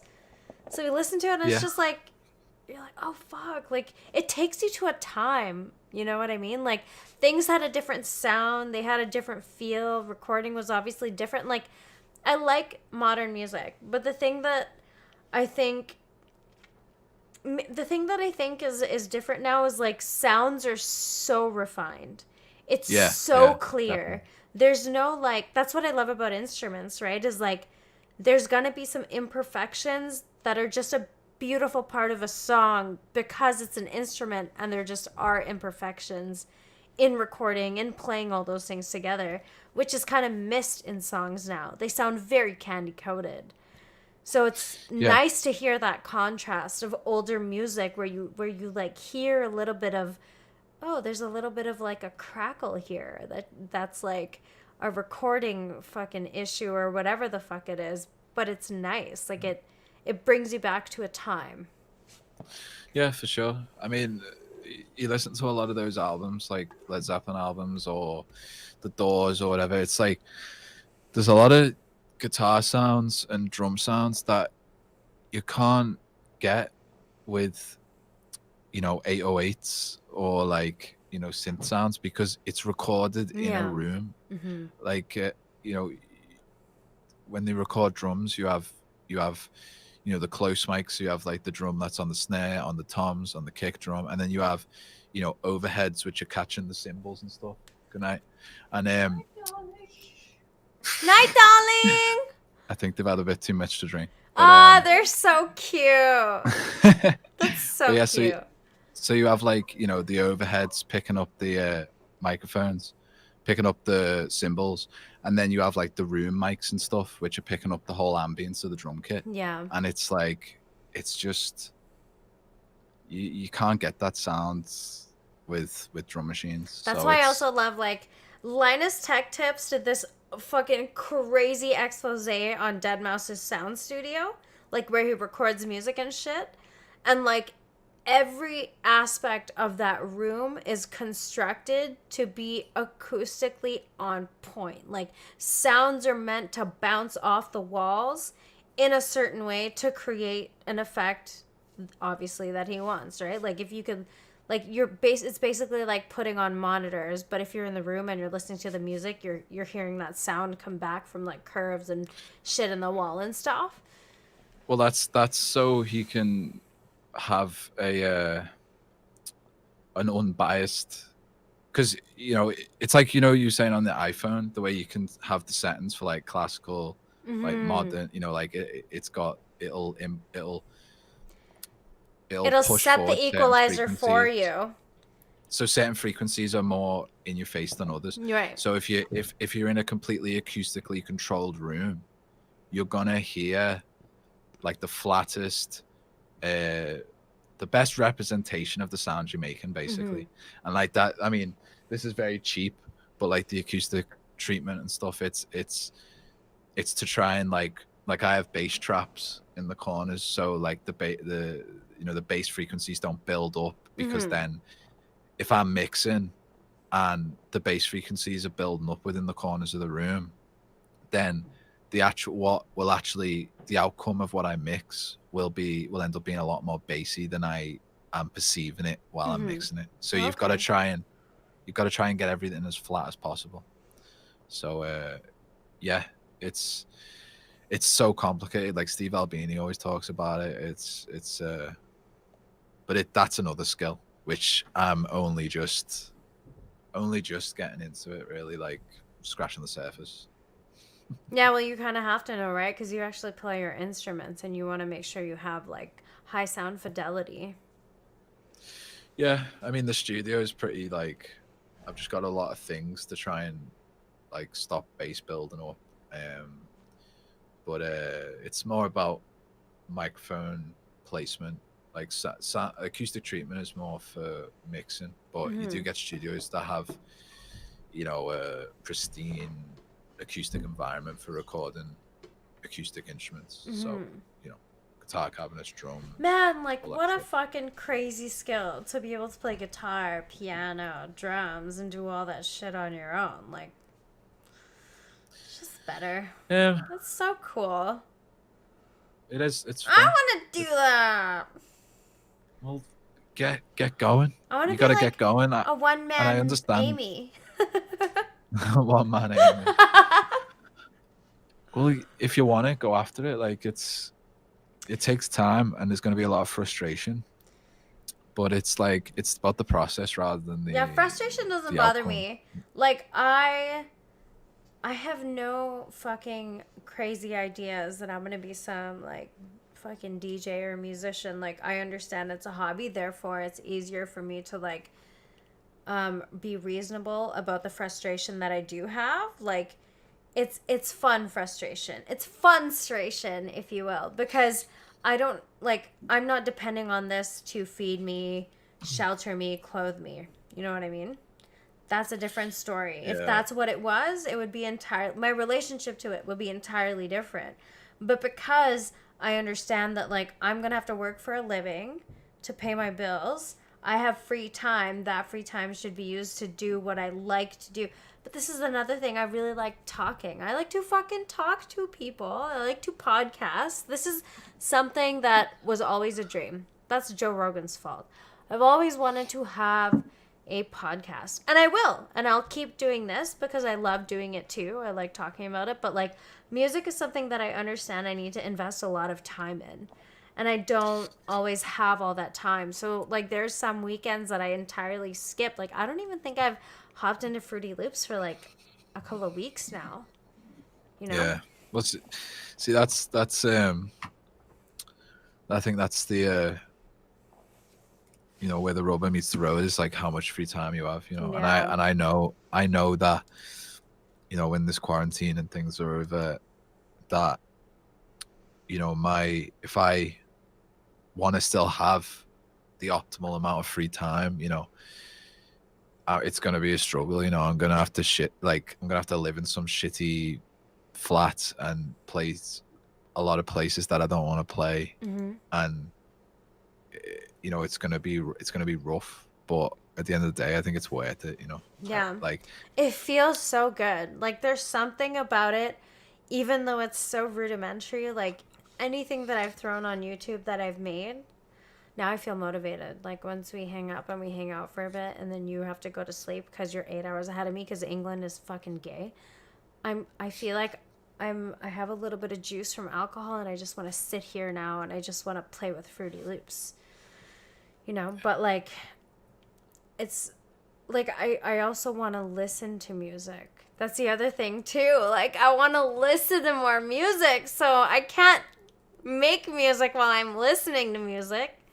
Which is okay. I'm okay with that. I mean, I'm not that old yet. I still got time. So hopefully I don't get hit by a bus or anything anytime soon because I'd like to enjoy my time that I have here, as basic bitch as it is. It's just, I don't know, Yeah. Sean. I don't even know how to explain how good it makes me feel to like even just remember that time we made that video and I was like, how are you feeling today? And I played that drum beat. That like really heavy. shit. Like that kind of shit is like so. It's just like I made that. It took me like fucking 45 minutes, but I did it by myself. You know? Yeah. Well, that's the start of it. You know what I mean? You just need to keep cultivating that. Yeah. And move forward with it because it is rewarding, and it's funny what you say though about listening to music, because the more I've made music, the less I've listened to other people's music. Yeah. It's strange. Like I thought that I would just, the more I made music, the more I would listen to. But for me, I'll have like a certain few songs that I'll listen to, or like maybe like one album I'll just play to death. But I understand that I can't put all my time into listening to music if I want to make it. And also having a bit of absence from influence. That's good too, yeah.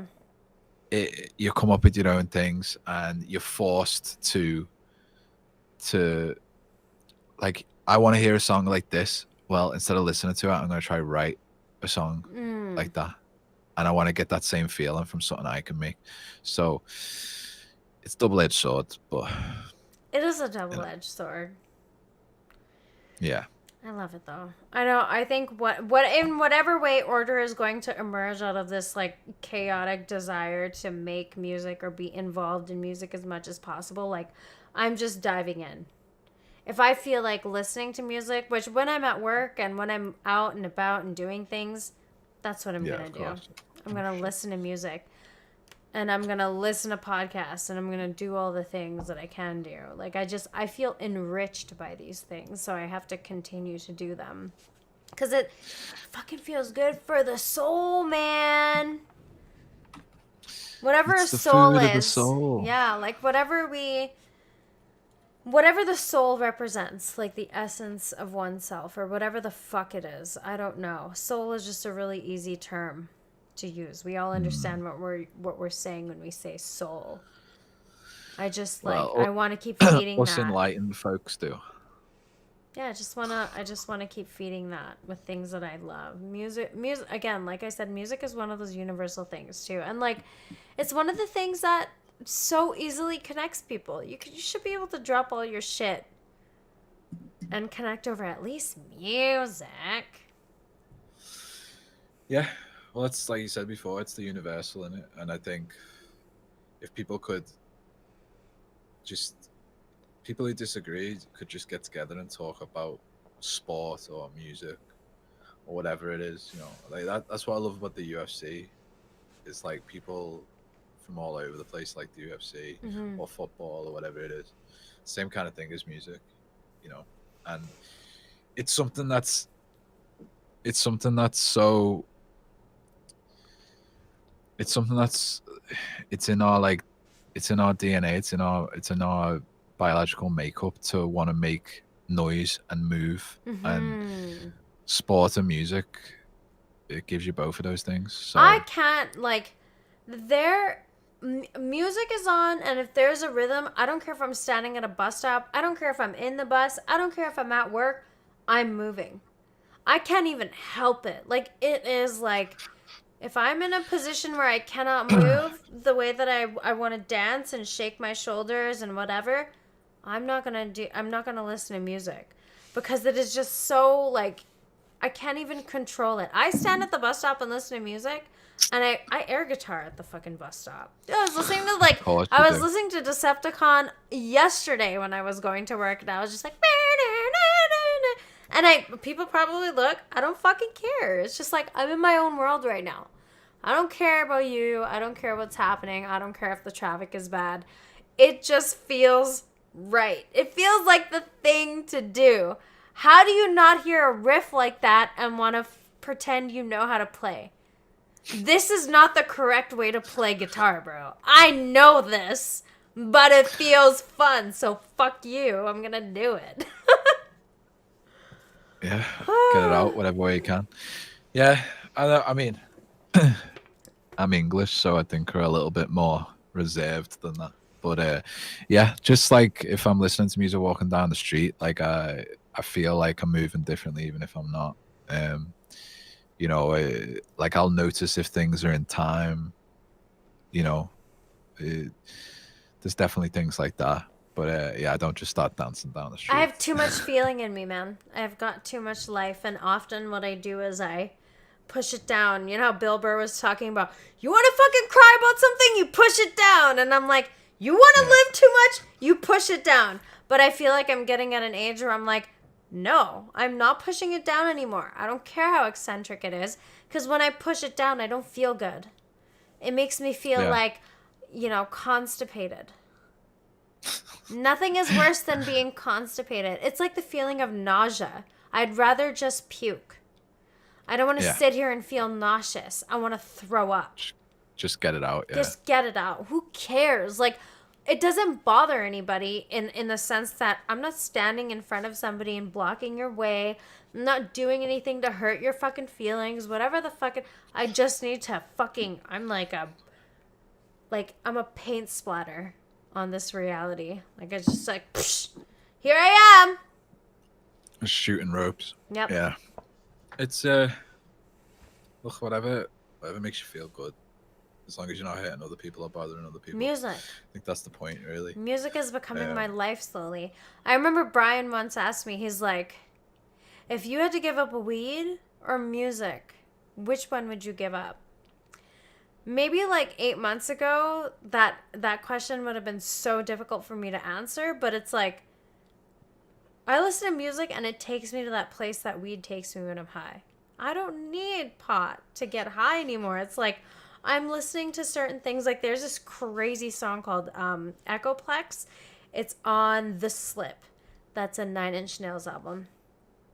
And like, this is one of your 5 songs. oh my God, man. That song, like, I connect to it on every level. Like, he's just talking about keeping his thoughts inside his own head. My voice just echoes like in these walls over and over and over. And he does this thing where he whispers and he goes la la la la la la la la la la la la la la la, and it's so good. I'm like, this is my fucking life right here. But there's this he takes like an 808, or it's like the sound of a cymbal, and the way that he like, it's just very subtle, and you hear it, and it goes and it pans between your left and your right, and it's just, yeah, and it's so fucking nuts. I'm like, I hear it and I just like, oh, I'm like, oh my God, like, it's me. This is me. This song is me right now. Like, how do you do this? There's no silence in that song. Like, there's no beat where there's like a mist. No, I shouldn't even say mist. It's more like, you know how like you can hear gaps of silence in songs between beats? Yeah. The song is not like that, because it has very subtle like drums and fucking instruments that are happening in between everything, and it's such a fucking crazy song. It's such a good song, man. Like, well, that's what I noticed about his music, is it's so dense. Yeah. It's crazy. That's why I like really it. Crazy. And like every time I listen to any of his albums, when I listen to it again, it's like I'm hearing it for the first time, because I'm now noticing a sound that I didn't pick up on before. You know, like the repeatability of something is a huge deal, right? I love that. So, I don't know. I get what you're saying. So many feels. Like a song, like the more you can play it, like the more you love it, the more you can play it, which means the more you learn about it, and the more you hear from it, and the more you get out of it. Yeah. Basically. Someone shouts like, your voice is as flat as your ass. Bitch, please. I can sing like a motherfucker.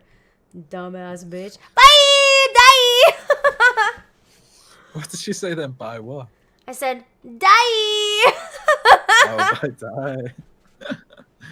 Well, yeah. I don't think that... I called him a faggot first, so... Yeah. They're just idiots, man. I know. I ain't even that. Well, it's a little bit of entertainment. I mean, just boring people. Oh, I just want to say something to the girl I'm angry at because she'll never fuck me. You're right. I will never fuck you. The only way you will get my attention is by saying dumb shit. And then I'll block you, and then I'll never have to look at you again because you're fucking stupid. You're probably ugly. Nobody probably wants to fuck you. That's why you're here at some fucking bunk-ass channel that barely has views trying to talk shit. You're a faggot, man. Faggots. All these pussy-ass bitches who want to come up and talk shit. Yikes. You a clown. You do it for likes. I play tag, and you it for life. Yikes. Get your life. You bitches ain't living right. God. That's fucking people on YouTube. You're fucking At least gross. when they come around, we get this out of you, which is pretty fucking great. So. I know. Yeah. I just don't know why people can't just enjoy things, and if they don't like it, just fucking leave. Yeah, Luis J. Gomez was talking about this. He posted this crazy, well, it's not crazy, but he posted this meme that was like, imagine not liking root beer and going to A&W to order root beer just so you could spit it back in their face and complain about how you don't like it. This is 50% of podcast listeners. It's like, why the fuck do you keep coming back to the fucking thing if you don't like it? And it's these are just negative fucking people. That's it. You have a problem, dude. You're not a positive person. You want to have shit to complain about. Finding something to complain about is a luxury problem. This is a privilege problem. You fucking faggot-ass bitches who want things to complain about because you have unsettled anger that you haven't dealt with. And you're like, what? You're probably in your fucking late 30s and 40s and shit? Ugh. Bruh. But even if they're young, like, I mean, come on, that's not a good start. Yeah, whether you're young or old, I'm never gonna fuck you. So you coming here and talking shit like, oh my god, people, I need to like bring this person down to make myself feel good. Like, let me go to what I consider the lowest hanging fruit and just go talk shit. And it's like, you're tacitly not like admitting and not understanding that you are low hanging fruit, that if you need to go to low hanging fruit to make yourself feel better, you're a fucking loser, dude. Loser. Yeah. Loser. You're in the gutter. In the gutter, mate. So are we revealing our next albums? And you know what, maybe we should do, let's do the game where we pick a song and we can talk about the lyrics, and then we can go with our next album. Our repeat songs are in the description. Both albums that we listened to for the last week and that we were talking about earlier are in the description if you are curious at all. And yeah, we'll go from there. Okay. So do you want to go first? What's your... No, you pick a song first. Okay, so mine is a Bob Dylan song. Okay. And it's It Takes a Lot to Laugh, It Takes a Train to Cry, which I always just love the title of it. What is the song called? Sorry? It takes a lot to laugh, it takes a train to cry. You're gonna look it up. Yeah, I'm looking it up right now. So there's a lyric in it, just things like, don't my girl look fine when she's coming after me? Just like these, so and let me get it up. Hi, Kelsey! Yonder's here. Yonder Wizard! Hey, Wizard. Hi, Gaby! I see you there, too. Is Gabe there? Yeah. Rob Swire of Pendulum. I don't know what song you're talking about, though, Gabe. The Veldt, maybe? Happy life with the machines scattered around the room. But go ahead, sorry. So yeah, that Dylan song, it's like, it's just got, it's like he's describing really simple, mundane things. Like, well, I've been up all night leaning on the windowsill.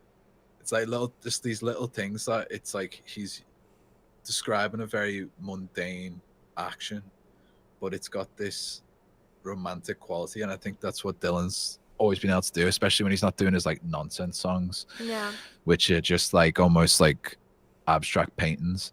When he gets kind of descriptive, and it's just got this, and the song as well, the way it's actually played, like it's got this kind of rolling feeling like a train. And I mean, the title just always stuck out to me, like, it takes a lot to actually make you laugh, like but this idea that like it always, I think it was because for a long time I kind of felt like emotionally numb. It was like, oh, it takes me a lot to laugh, and it would take like a horrific accident to make me actually cry. You know what I mean? And yeah, I think it's Dylan.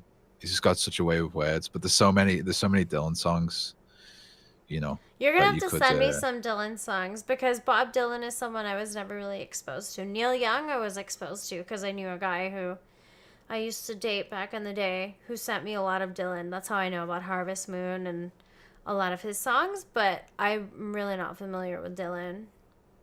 Yeah. It's hard to pick because he's gone through so many periods in his life. I mean, Blood on the Tracks is like the perfect, like, people call it the perfect breakup album because it was like he wrote it after one of his marriages fell through. But that is a very intense album. And then Self Portrait's great. Bring It All Back Home. I mean, God, there's so fucking many, like, and his early songwriting. I mean, like, his early songwriting was just, it was like someone hooked him up to the fucking main vein of but then people see him as a political songwriter, and he was for a very brief period, but the songs that he's written that are just, it's like that whole thing I was talking to you about being descriptive but vague. Mm-hmm. And he gets so abstract with some of the things he's singing about, like, and I don't think it's me who came up with it, but his nonsense songs, like, if you were to read like out the lyrics, like, it doesn't make any sense, but when you hear it in the context of a song, it's like you can apply it to anybody's life or anything you're going through. Like, the man's just a fucking genius, and I think it's a testament to his genius that it's hard for me to sit here and describe it in a vivid sense, to try and convey it to people, because it's something you really need to experience. It's almost like, it's like when you try to explain like a fucking mushroom trip to people. Yeah, you know what I mean? yeah, I do. Yeah. So, what was your song? My song. Is that it? You have no more to say about that? Not really, no. Hold on. I already know the I lyrics. just always but loved that song. I was reading the lyrics and I was looking at it and I see it and I'm like, I need to hear that song. My favorite lyrics, and I feel like my theme song is, and this has been since way back in the day, like when this song first came out. The song is called Only. Oh, you're so blurry. Everyone's so blurry and everyone's so fake. Remember that Puddle of Mud song? Oh, Puddle of Shout. That's one fucking band that I'll get all fucking anal about. But that is one good. That song is good. Blurry is a good song. Come on. Okay, whatever you say. It is. You don't agree? Tell me why.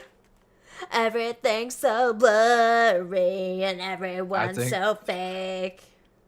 I think it's the delivery of the song, but also I just have a strong hatred of that band, especially after they covered About a Girl by Nirvana. Like, he butchered that fucking song. Oh god, Aimee, it's the worst. I don't want to hear it then. Fucking thing. I was never really into them. I just really liked that one song. Well, that song was always on MTV, and like it was just got played all the time, and I think, yeah, like that was when I was in that phase of like, I was very I hated a lot of music. Yeah. So.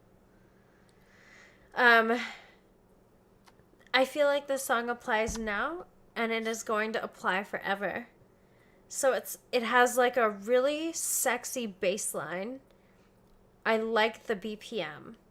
The whole song is great. The video is awesome. But it starts with, I'm becoming less defined as days go by, fading away. Well, you might say I'm losing focus. Kinda drifting into the abstract in terms of how I see myself. Sometimes I think I can see right through myself. Sometimes I think I can see right through myself. Sometimes I can see right through myself.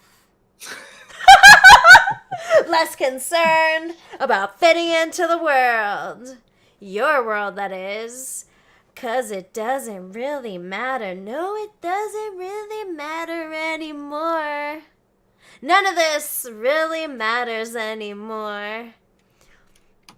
Yes, I am alone. Then again, I always was.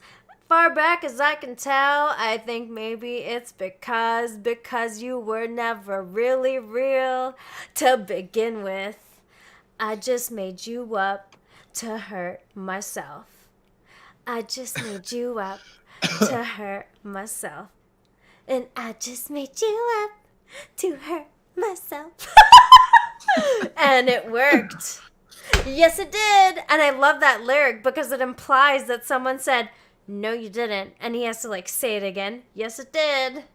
There is no you, there is only me. There is no you, there is only me. There is no fucking you, there is only me. There is no fucking you, there is only me.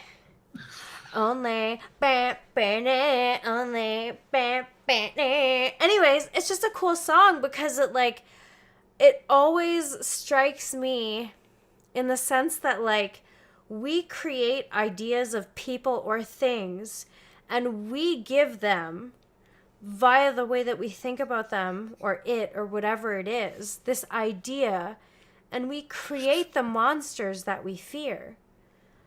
You know what I mean? Like, Yeah. we create it, and then he talks about the second verse is really cool because he talks about how, like, well, the tiniest little dot caught my eye, and it turned out to be a scab.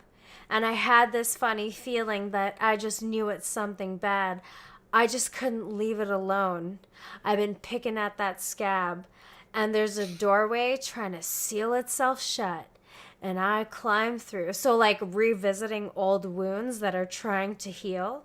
Now I am somewhere I'm not supposed to be. And I can see things I knew I really shouldn't say. And now I know why. Now I know why. Things aren't as pretty on the inside. You know what I mean? Like, it's so fucking illustrative of, like, this relationship of, like, the deeper you dig into something, the more you realize it's not so pretty inside. It's really quite ugly. And then, like, in combination with all these ideas and this idea of, like, there's no you, I created you. And this idea that I had of you is something that I've erected to, like, hurt myself and cause myself all this fucked up angst that I'm dealing with. Everything about me is abstract. I am not defined, and I'm defining myself by these ideas that I have, like, brought into being just because I've told myself they're there. And now I'm, like, digging into the wound of it. And I don't know, it's just, it hits me in a way, and I feel like it's just such a good universal for me. I've always had this thing. No, I mean, with this song. it makes, it's like anxieties, you know, people, Yeah. a lot of anxieties, people are, you know, you're making a mountain out of a molehill. Yeah. You're building it up to be something that it's not. And then also the fact that when we like people or we hate people, we it's the image of people that we build in our heads. Yes. And often they actually can't even live up to that, whether we hate them or we love them. So and I think we, that's like, what he's create these well. ideas based on expectations that, again, we create in our minds of people because we take, like, little things that they've shown us about them, and we've now, like, taken this idea, ran with it, and now everything that you see is based on the idea that you've created in your mind. And it doesn't even just apply to a person.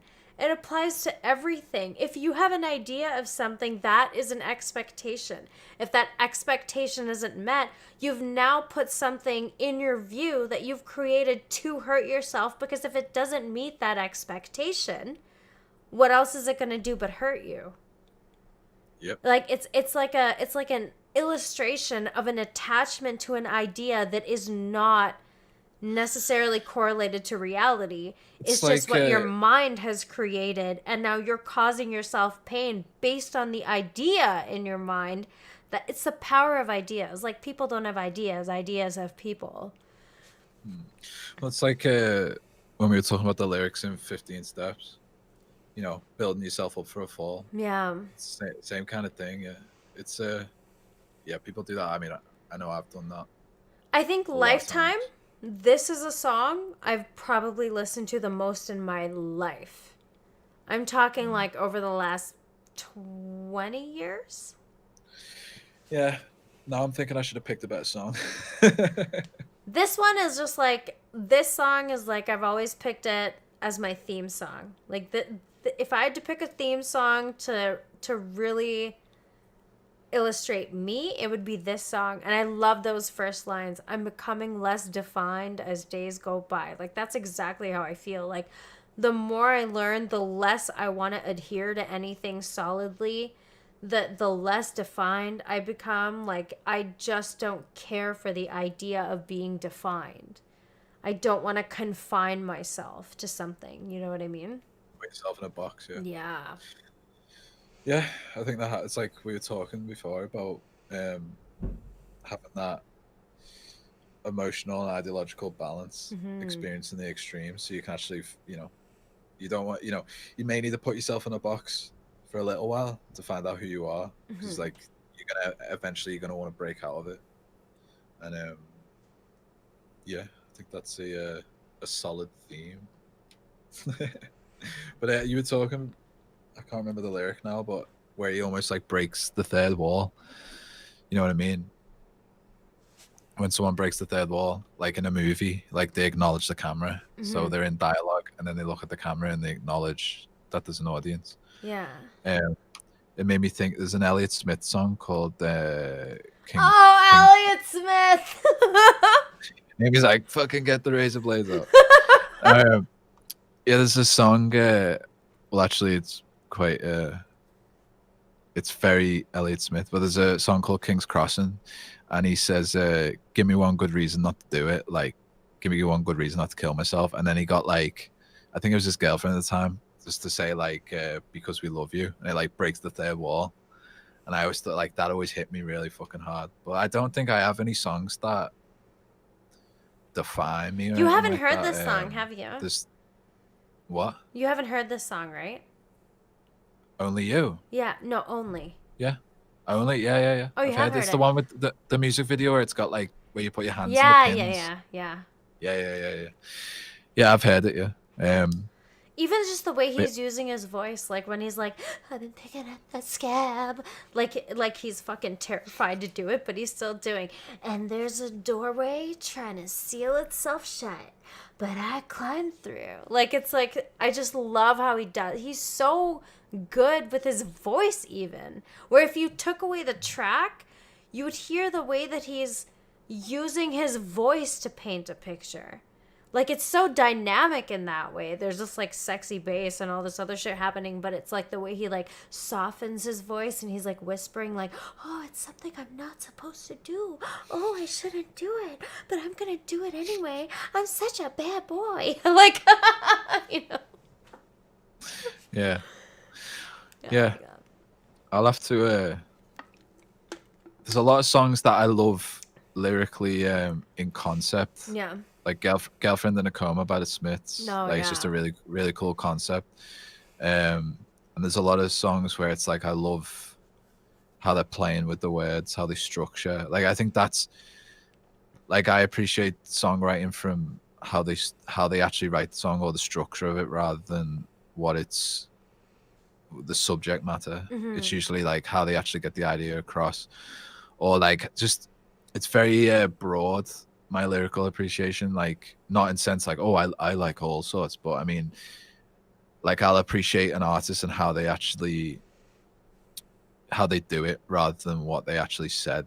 Or there'll be like little lines like the one I just pointed out, or like in Territorial Pistons by Nirvana, where it's like there's the famous, what is it, just because just because you're paranoid doesn't mean they're not after you, or something like that. Like just little lines like that just stand out to me. That like and like Kurt Cobain, I mean, his wordplay was just really fucking cool. And like, I mean, if you read Heart Shaped Box and things like that, like just I just don't know how the words he chooses. It just. I don't get it either. Lyric writing, I think. Remember I was telling you, like, I have such an issue with this because I feel like every time I write, like, a set of lyrics or, like, just a verse or something, I feel like I'm a fucking slam poet and it's just so fucking gay. You gotta push past that. Yeah, I know. I gotta keep doing it to push past it, but still, right? Like, there is just, like, a slam poetry kind of vibe to it. Because you want to follow, like, a rhyme scheme or whatever, because that's generally what you would think a song is, but, like, these really creative lyricists who, like, Trent Reznor's lyrics aren't anything crazy. I think it's more of a conceptual thing, and he's very good at conceptual lyrics. Got a moth in the room, sorry. That's all right. Moth. Yeah. Trent's lyric writing is not something that I seek out. It's very descriptive. Like that was one thing that some Neil Young songs, it was like the lyrics would jar with the melody, but that's why I can listen to Nine Inch Nails when you send me this stuff, because he doesn't sacrifice the melody for the what he's trying to say. And I like that's why I always appreciated about Kurt Cobain was it was melody first, word second. And yeah, there's a lot of, but then again, I mean, you listen to like some of Jim Morrison's lyrics. There's a album they put out after he died where they took a bunch of his poetry and some lyrics from songs, and like basically played a bunch of instrumentals and put his voice over it. And there's a line which is about it's something. Let me get it, because if I butcher it, look it up. Okay, you do that. I'm gonna grab another beer. Yeah. Yeah. Okay. I'll be right back. Oh my god, look at this. Headphone hair orientation. Ow, my knee. I'm too old to sit for long periods of time, Sean. She's turning into an auntie. Owie, owie. I'm grabbing an olive. Hold on. Fucking fog on over there. This will probably sound like shit. Oh, Lord. People who are listening, because I don't know where it's coming out across. What? What?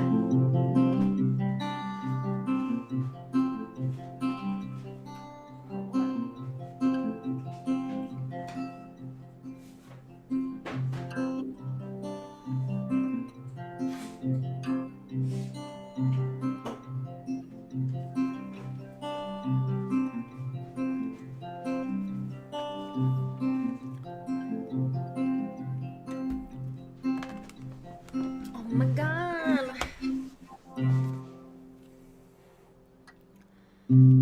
I just want to be able to put the headphones on without fucking up this bang situation.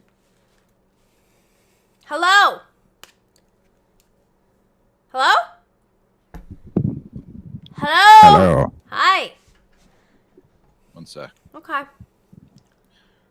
I played a little musical intermission. Yeah. Gabe said Jeff Magnum of Neutral Milk Hotel, who I've never heard of, is one of the most unique and imaginative lyricists ever. Highly recommend. Yeah. Okay, Gabe, I will do that. I will check them out. I was actually thinking of sending you that out there. Yeah. Of what? But there's one sec. Let me get this lyric up. Well, the tiniest little dot caught my eye and it turned out to be a scab, and I had this funny feeling like I just knew it's something bad. I just couldn't leave it alone. Anyway, that lyric was death makes angels of us all and gives us wings where we once had shoulders smooth as raven's claws. And I always thought that, like, that's the kind of thing that I appreciate. It's more just like a, you know, it's like beat poet. It's more of like a poetic slant rather than a descriptive one. But yeah, that always stood out to me. That's a lyric from who? Jim Morrison. Jim Morrison. Off American Prayer, which is a Jim Morrison album. Is The Doors? Yep. Well done. Ding, ding, ding. I like The Doors. I've only listened to one album. What Obviously album? The one with Break On Through on it. Oh, that's just the self-titled, I think. The first. Yeah. Break on through to the other side. So, like, I like these lyrics that I think are super deep, and then the other lyrics I also like are like, I like it juicy, juicy. I eat that lunch. She keep that booty, booty. She keep that plump.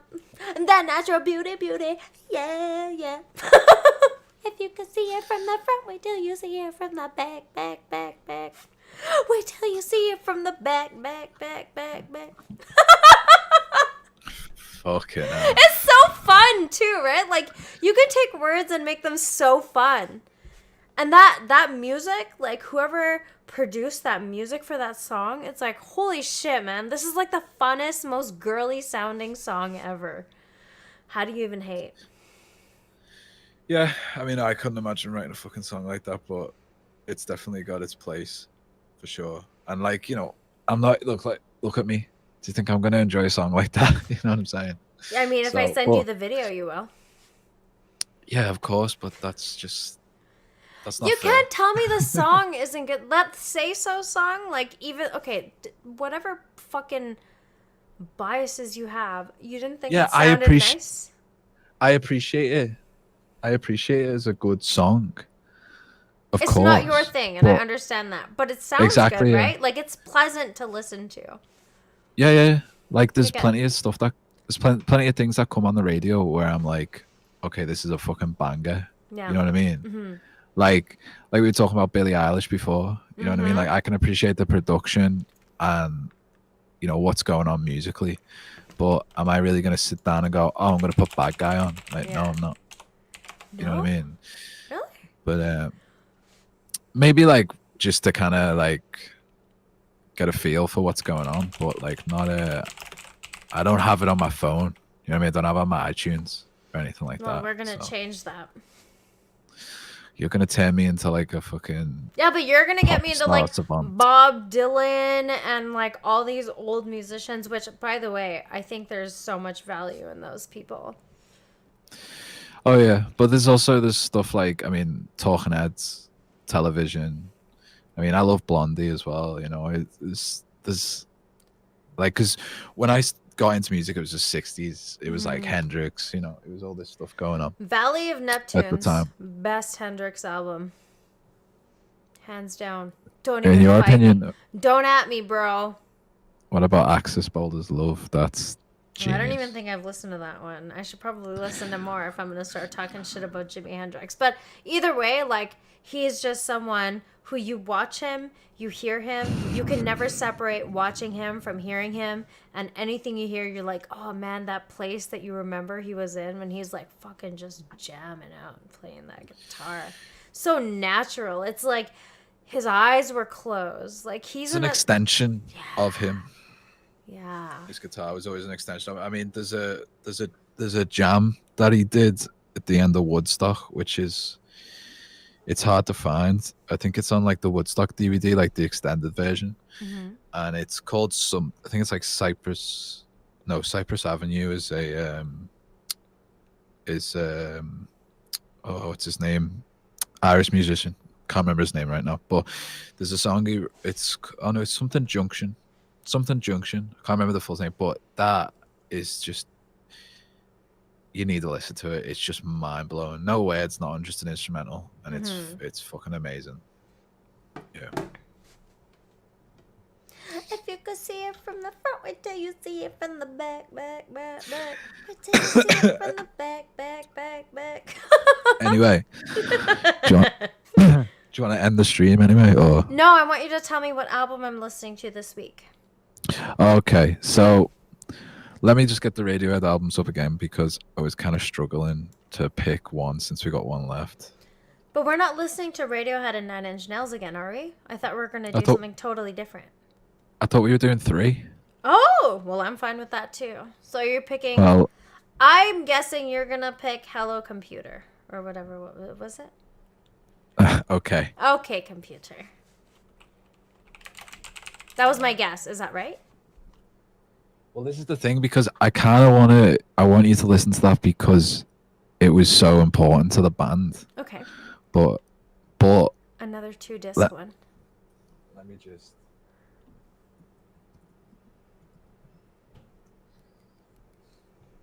I guess 3 would make sense. 2 is just not enough, huh?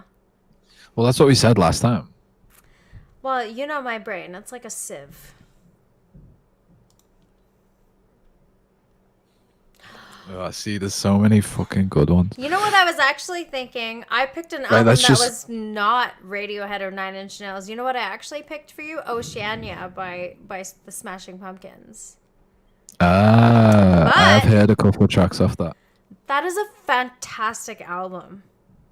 Well, we could do that next if you want. Yeah, we'll do that next time. Well, don't even worry about it. So now my difficulty is between The Slip or Year Zero with You or With Teeth, because that's a really fucking good album too, mate.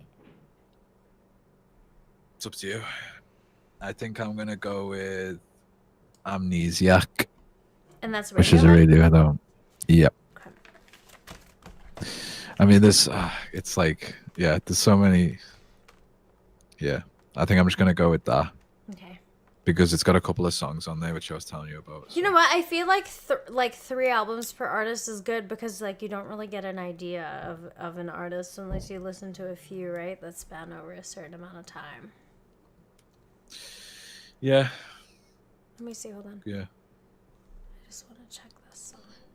I mean, the last one they released, the Moonshaped Pool, is great as well, but you can find this stuff in your own time, you know. I think what I want to do. Where is it? Fuck. Okay, so Year Zero, or do I want With Teeth? You were telling me about Year Zero. I think you should go with Year Zero. We should definitely go with Year Zero. 16 Okay, tracks, not too bad. It's a great album from like the beginning to the end too. I like it. But I'm biased because I really love Nine Inch Nails. So Amnesia. Well, Radiohead. Amnesiac, there's 8 tracks on that, so. I just want to Hail to the Thief. Amnesiac. There it is. Okay. Packed like sardines in a crushed tin box. There's 11 songs on this. What? Amnesiac? Yeah. Packed like sardines in a crushed tin box. Pyramid Song. Pulk. Oh, yeah, 11, yeah. Pulk / Sorry, Pull go. Revolving Doors. You and Whose Army. I Might Be Wrong. Knives Out. Morning Bell / Amnesiac. Dollars and Cents. Hunting Bears. Like Spinning Plates. And Life in a Glass House. Now, let me tell you the tracks on Year Zero. I think you're gonna love Morning Bell. It's just brilliant. Is it pretty? Yep. Number 1 of Year Zero, 9 Inch Nails, 2007. Hyperpower, The Beginning of the End. Survivalism, The Good Soldier. Oh, that's a fucking great song. Vessel, Me, I'm Not. Capital G, so good. My Violent Heart, fucking amazing song. My Violent Heart. The Warning. Wait, The Warning. God Given. Meet Your Master. The Greater Good. The Great Destroyer. Another Version of the Truth. In This Twilight, so good! And Zero Sum. So that's the next ones. Looking forward to it then. I'm so excited too, because that means I get to listen to Year Zero again as well. And this time, you know what? I'm actually going to put in a little bit of work, and when I have time, I'm going to like look up information about the albums and see what the deal was. Because it just, like, why wouldn't you? I feel like I'm so super dumb not to look up that information and actually do research and see what these people are trying to like. I want to listen Trying to get across. it. Yeah, like what I like to do is like listen to it, have my own conclusions, and then see what it's actually about to see how far off I was, you know?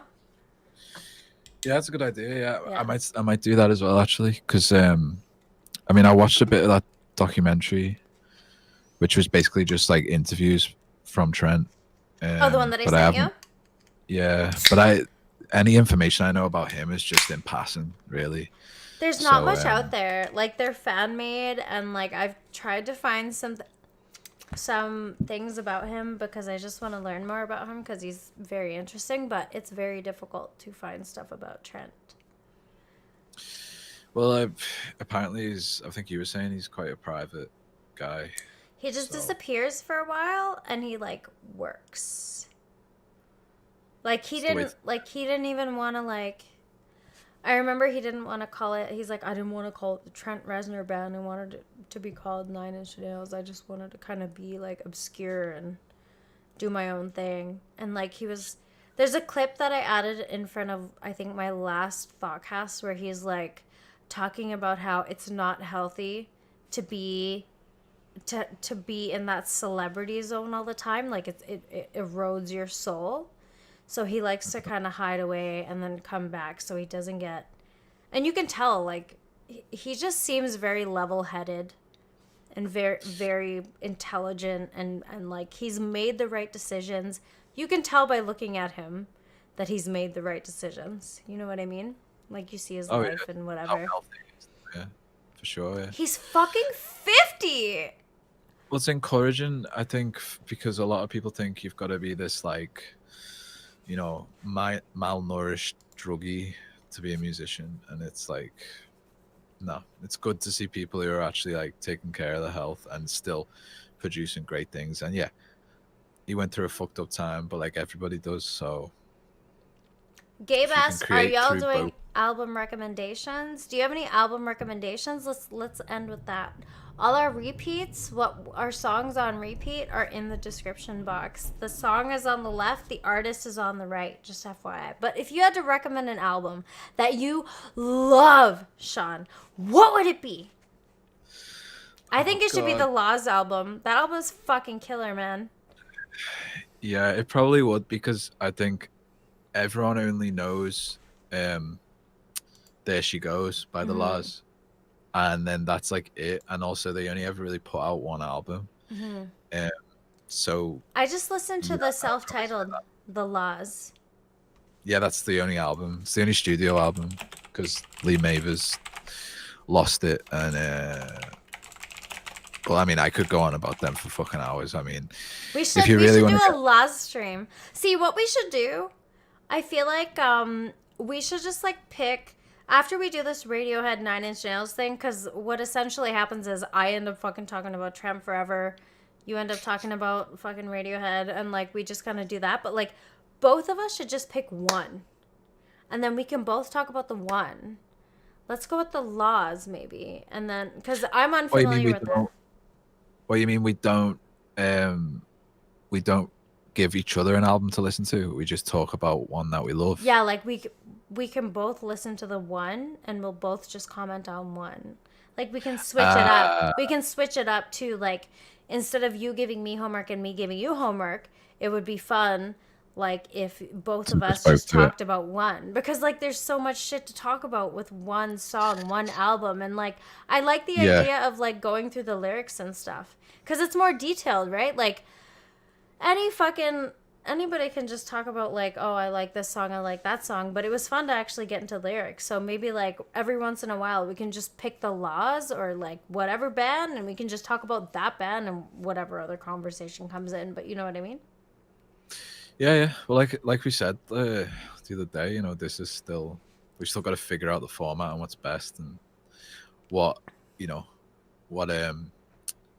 actually translate with people, and we can get, because you're right. Like if we're jumping from one album to another, it's like it's easier to just kind of focus on one and really get hone deep in into it.